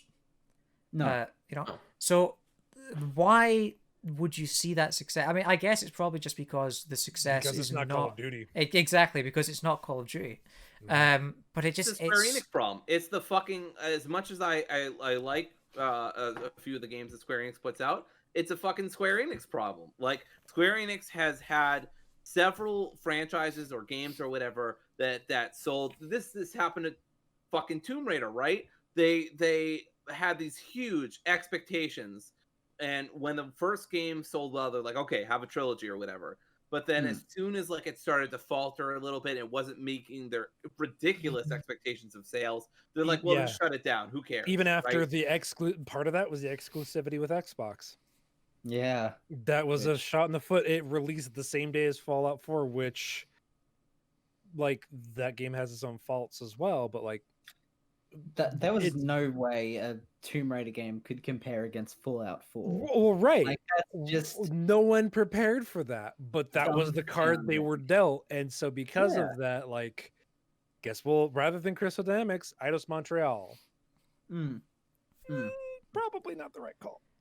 no. But on the bright side, I guess we can look forward to a really polished Warzone Season 3. Doubt We it. all play Enjoy your Warzone. 25 gig not. install for the next Absolutely season. fucking not. We all Look, play Warzone, right? I saw this tweet from someone who's tweeting in like the thread about it, and said, according to leakers, the next Call of Duty game subtitled Vanguard is apparently in terrible state from a technical standpoint. Surprise, surprise, because this is me. Surprise, surprise, because they're adding all these studios For a new generation. It's just going to be fucking awful. It's just going to be a disaster. I've heard that they're considering just flat out not releasing a new Call of Duty this year and just piling more support into Warzone, which if that's the case, that'd be wild. Because that's smarter. This is Assassin's Creed, Yeah, right? I haven't- Assassin's Creed before they figured out, we can take our time and our fans are not going to self-implode because, Here's the nerds thing. have basically taken over the world at this point. And you I have so feel many like video games to choose The from. thing is, the difference between Assassin's Creed and Call of Duty is that, for the most part, Assassin's Creed isn't a live service game. Like, the more recent games have had microtransactions, but they're far from the backbone of that game's revenue. Like, that Also doesn't have a direct competitor with Battlefield. Absolutely. But like Assassin's Creed, like, not to mention Assassin's Creed, like, Ubisoft had other big tentpole open world titles that they could fall back on, like whether it be Watch Dogs 2 that one year, or I think they had Ghost Recon Breakpoint, which, as we all know, didn't turn out too well for them. But essentially, like, Ubisoft don't just purely rely on Assassin's Creed because they've been smart and they've divvied out and experimented with new genres and IPs. Activision just seem to be putting all of their, cans or whatever into the one basket. All their eggs in one basket. That's the saying. All their eggs in one basket. It will most likely self-implode at some point. Yeah, Because I agree. I hate to say this, but a part of me wants this to really backfire on Activision, and I know that's horrible. I know that's horrible because that doesn't just affect. That's not going to really affect Bobby Kotick, right? It's going to affect the employees on the ground. It's going to affect the fucking employees. Yeah. So I can't even feel good about their stupid decisions because their bad decisions are going to get employees hurt 20 times more than Bobby Kotick or whoever else. Yeah. The thing is, I heard the rumor about them maybe not releasing a Call of Duty game this year as well. I didn't hear a source on it, but I heard the word on the street. But the thing is, you can quote me right here, right now, saying that is not going to happen. I don't know much about stocks and shares, But the one thing I do know is that if they don't release a Call of Duty game in any given year, that's going all the way down. Yeah. Yeah, and no, they like cannot no have Call that. of Duty, no Diablo 4. Just yeah. I mean, to be not play devil's advocate, but like to be fair, like we had these exact same rumors and sort of like sayings this time last year with Cold War, where essentially like it was not in a good state technically wise. COVID especially, that would have impacted it, but they still somehow managed to release I haven't played it myself, but at least a somewhat decent playable game at launch. It was in decent shape, yeah. Yeah, James is probably right in the fact that they're probably going to release it at some point, and They're just gonna crunch like all hell. Yep. Oh yeah, absolutely, big Yep. time, big time. And I mean, knowing Jason Schreier, he'll probably have something to say about it, and there'll be a big kerfuffle for about 2 weeks max, and then everyone's going to forget about it because that's how the news cycle works. And the cycle continues. Yeah. So in summary, then, this sucks, Yeah, that's pretty great. 100 fucking %. and so does Bobby Yes. Kotick. Yep. Yes. Yeah. I can't wait. You know what? The only good thing we're gonna get out of this is Jim Sterling having a really good takedown on Activision, because I can just imagine that amazing video from them, and that is the slight glimmer of hope in this shitty trash can on fire. All we need Yeah. is more fuel for Jim Sterling. That's right. Thank God for them. Now, Mitch, Yes. we are going to move on to we've got a community question this week. Where can people go if they want to submit a community question for us to read and talk about on the podcast? Ooh, I think I know the answer to this one. Well, you can go into our description in one of our YouTube videos, as well as I believe on our podcast platforms, and you can join our Discords. Discord. Do Because we have- it! Yes. Correct. Where we're currently trapped. Yeah. Oh no! okay. Get us out of here! Oh my god! Okay. Okay then, Mitch, do you want to tell us what this week's community question is? Because I'm too lazy to do it myself. Shall do. Okay, so this comes in from Chris. He says, within 12 hours this week, we had what felt like a celebratory PlayStation presentation around Ratchet & Clank Rift Apart, while also receiving the maybe currently unofficial news that Crash 4 developers Toys for Bob will be folded into being a Call of Duty support team. What is it that you all look for that makes these mascot platformer/action platformers, which were huge in the PS1 and PS2 era, resonate with modern audiences? Unions. That's a good answer. I hadn't thought of that one, but that was a good one. That's pretty good. That's pretty good. I'll say myself that I believe the art style of the games definitely sort of resonate a lot more. Like, I mean, this is more like this came out last year, but like Crash 4, I feel like a huge part of the reason I gravitated towards that was because of the art style that the game had. And not only that, but I'd say like the partially like the simplistic, just level to level based design of that makes it a bit more digestible in bite-sized pieces. But I don't know, that might just be me. I think that there is just a platformer resurgence happening. Totally. I think with Crash, for what now seems like a brief moment in time coming back, and Spyro. I mean, Activision was a huge push for this sort of resurgence, and then Ratchet and Clank. It does feel like platformers. Astrobot. Yeah, it does feel like platformers are sort of coming back in a big way, and they're being successful. I was going to say, don't forget the biggest platformer release of this year, the widely beloved Balan Wonderworld. Everyone loved that, right? Yeah. Everyone loves Yuji Naka. Yeah. The demo was fun. Hair on the lips. The demo was fun. Really, you had fun with it.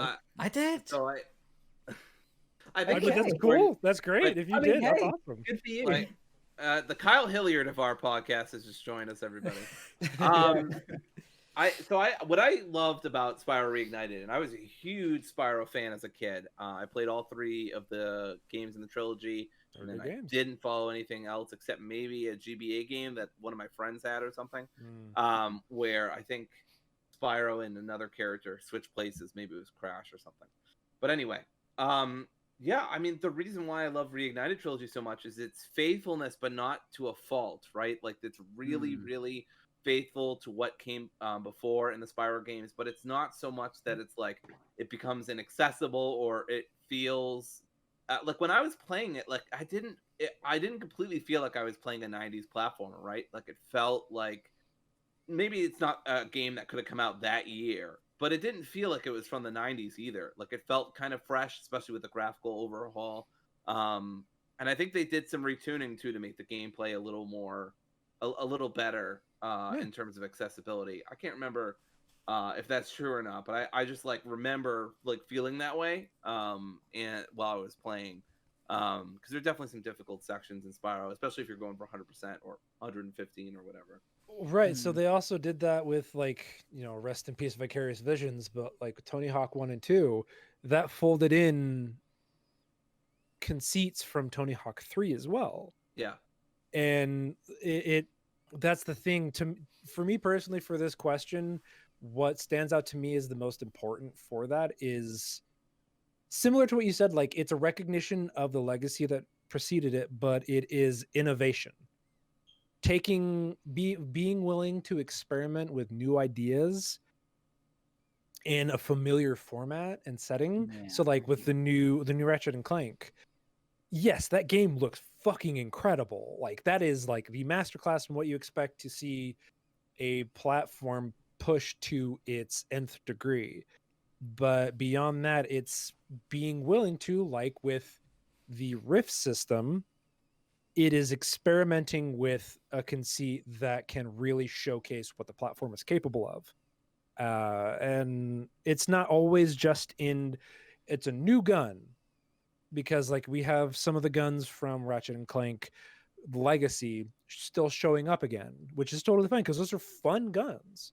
The weaponry, the arsenals there is like, it should be lauded for a reason, but it also is like, we've learned some things in our time as developers with Insomniac.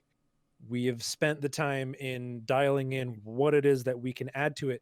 And y'all, when you were watching doing the reactions stream, just seeing your engagement with like, oh, look at that dash. That looks cool. Not only does it look cool, but it seems like it would feel really cool.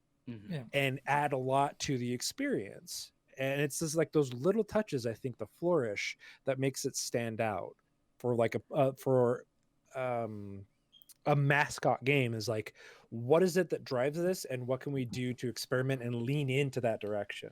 That is a good point, actually, because if you think back on the PS1, they didn't have all the advancements in like animation and stuff that we have now. So now they really can put focus into giving the characters character through those, because that is a thing with Sony first party games especially. It feels like there's a lot of effort put into expressing characters through animation, and that fits really well with mascot platformers.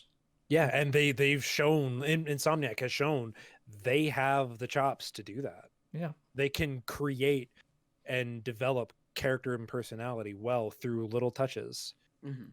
And that's what you want to see now. 100%. Right. Well, let's move on then to this week's game. So we're going to go back to the classic this time. We're going back to Back of the Box trivia. Now, Rob, do you know how this works? Patreon. Wait. No, Back of the Box trivia. You can't do that. Good. No, yes, I understand how Back of the Box trivia functions.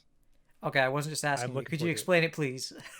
Sure, yeah. So my understanding is you have a game in mind, you look at what is the descriptors used to sell someone on the game, but you leave out key delineating points so that it is not immediately given it away. Exactly. So in short form, I'm going to read out the back of a box, and you guys have to guess what the game is. So I'll jump right off with the first one then. Unleash your power. In a world left unfinished by the gods, a shadowy faction threatens all human... Sorry? Anthem. Okay, I was worried some of these would be too easy. But yes, it is Anthem.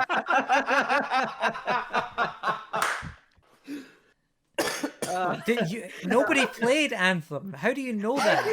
I literally I played Anthem 2. It had cool things. You played Anthem 2? Yes, I did. I was one of the few Anthem people. 1 barely came out. How did you play Anthem 2? In all honesty, James, the thing that like clicked it in my head was the fact that you like it says in a world left unfinished by its creators, and like, oh, it's Anthem. It was true. so self-referential, ahead of its time. Ahead of its time.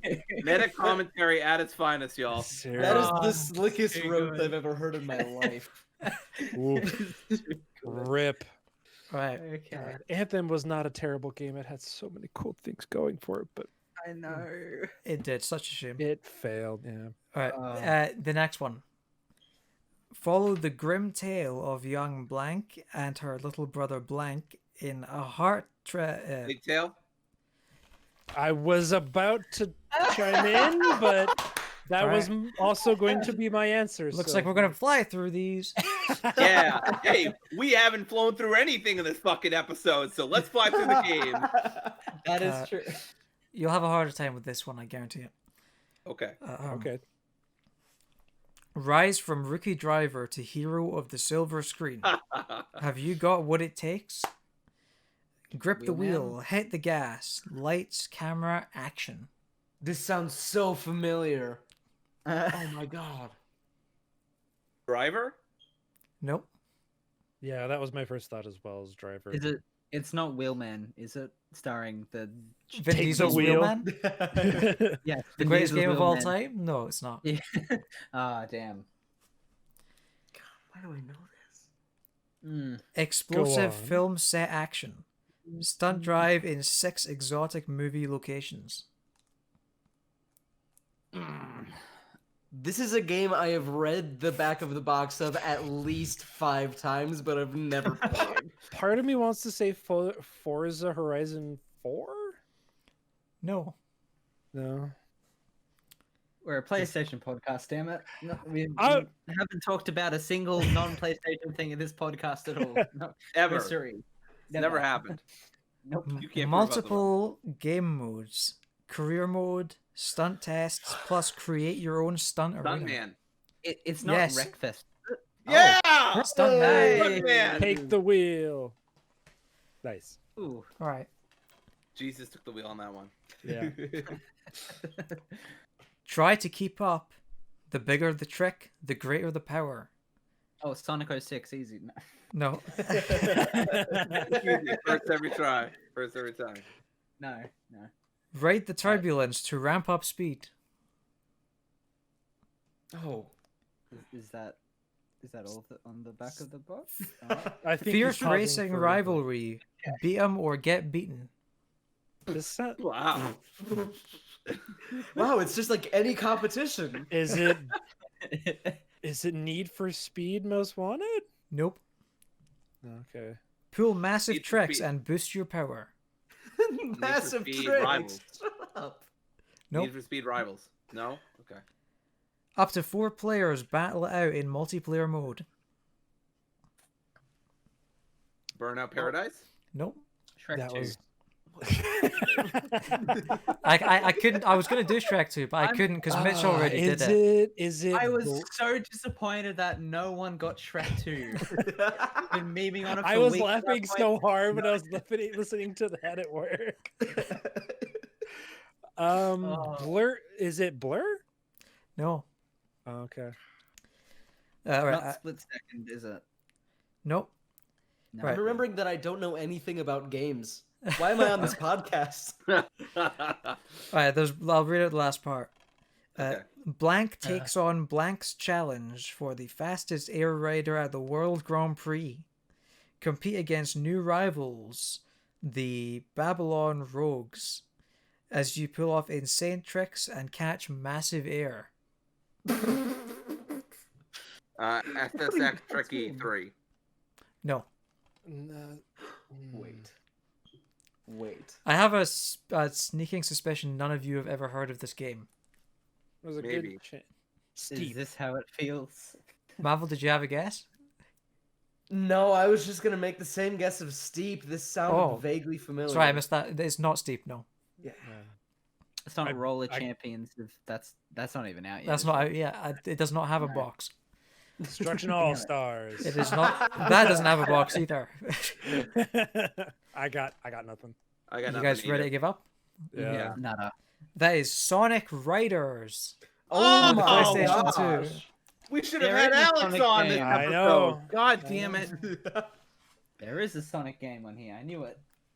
Okay, I have no idea why I have that game. By the way, I've never played it. I've never seen it in my life. Magically spawned in your cupboard. One more. All right. Okay. Action Bass. No, we already did Action Bass. We did that another week. Take revenge. Restore your honor. Kill ingeniously. Carve your. Hitman 2? Huh? No. Hitman 2? Carve your own clever path to vengeance as you come face to face with larger than life foes in Blank's dark and twisted adventure set in Blank. It's not Metal Gear Rising Revengeance, is it? No. Okay. Worth a shot. Mm-hmm. Unleash an arsenal of deadly prosthetic tools and ninja abilities while blending. Sekiro, Shadows Die Yeah. Twice. I was gonna blank out the prosthetic thing because I I knew was that was gonna the say- prosthetic giveaway. Yeah. But I was literally about I to was- go run over to my games because I was like, I'm pretty sure I own this. Yeah, I Check own it. it. I own it as well. That's an incredible game. If it makes you feel any better, James, I was this close to blurting out Metal Gear Solid 5: The Phantom Pain with the prosthetic.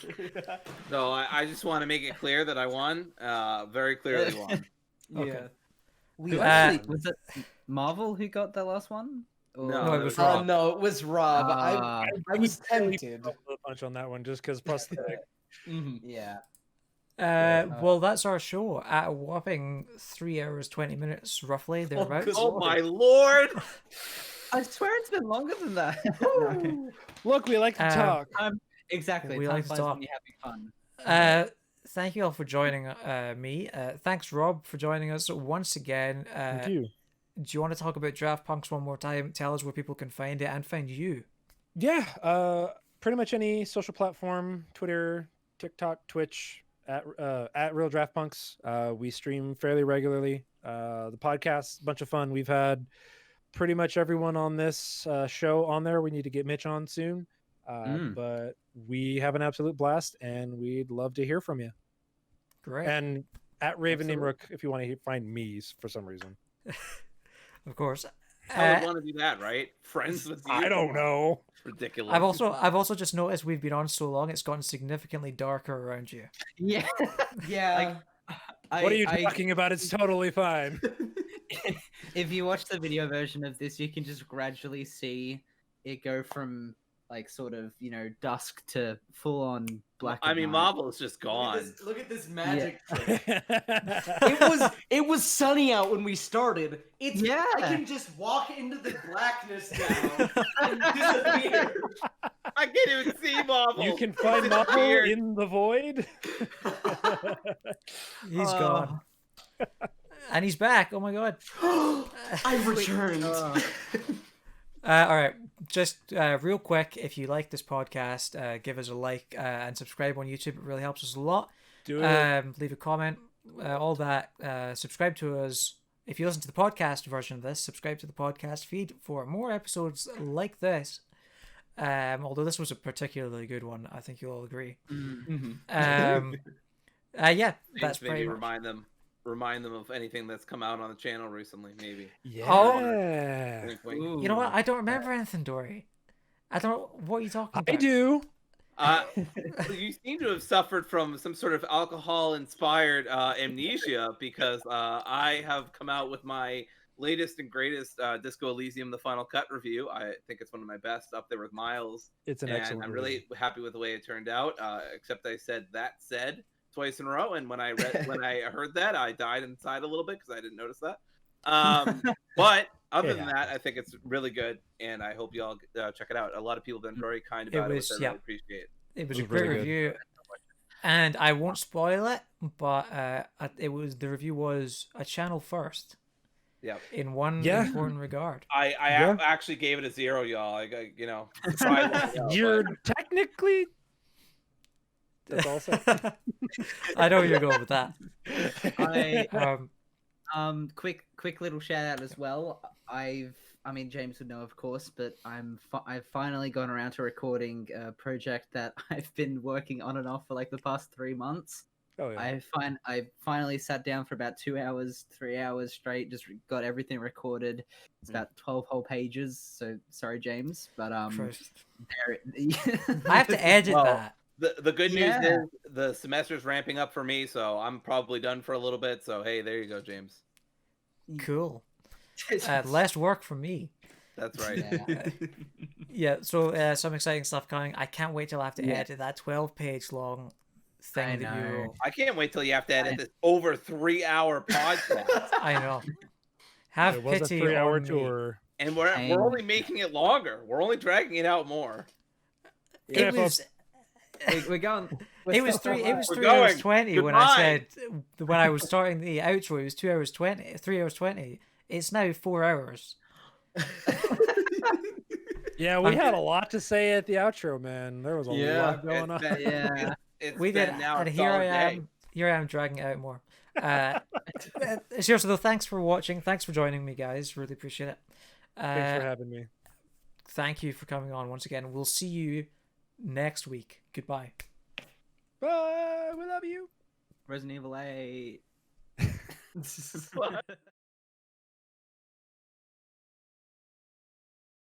Woo! I don't think we need a discussion. I feel like we don't need the discussion topic anymore. No, I was going to say. Yeah. But I apologize. I apologize, folks. This is going to be the Zack Snyder's Justice League of podcasts. But that movie was great, so I do not I just watched it. Great is not the word I would use. It was good. It is not bad. Okay, that is strong praise from James right there. That is, I'll take it. I will take it.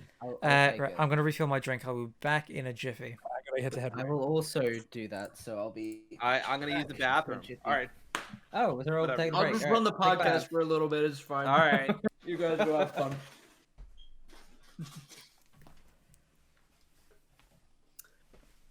All right, listen up, you assholes. It's my time to shine. And I've been waiting on this for so many years.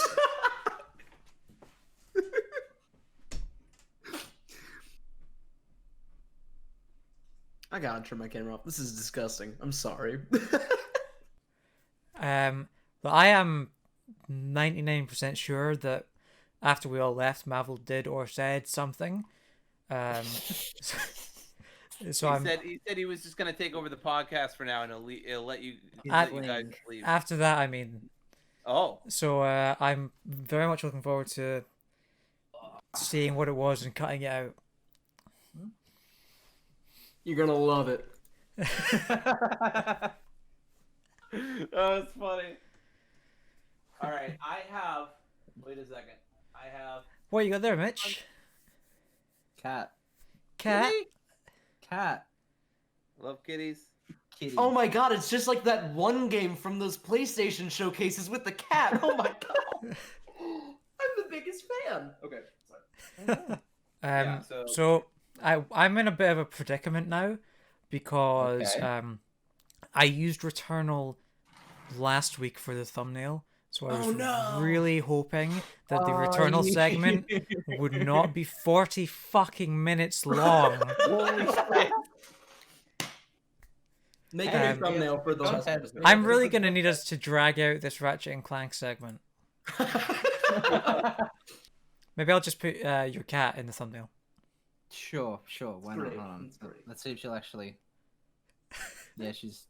No, okay. You good? You good? I don't know.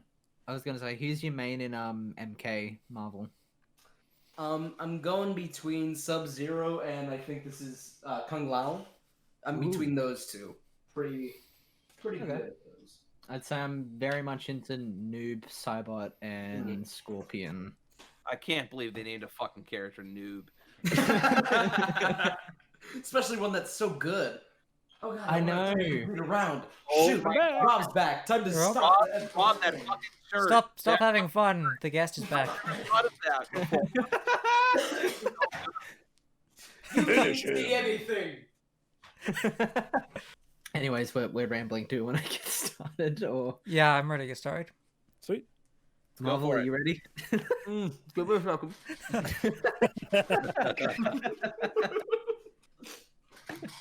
Take your time, man, as long as you share. Yeah, it's gonna be a little hard. I'll try. Spit into the camera. That's for Mahvl's Pre-chewed. OnlyFans. That's for Mahvl's OnlyFans.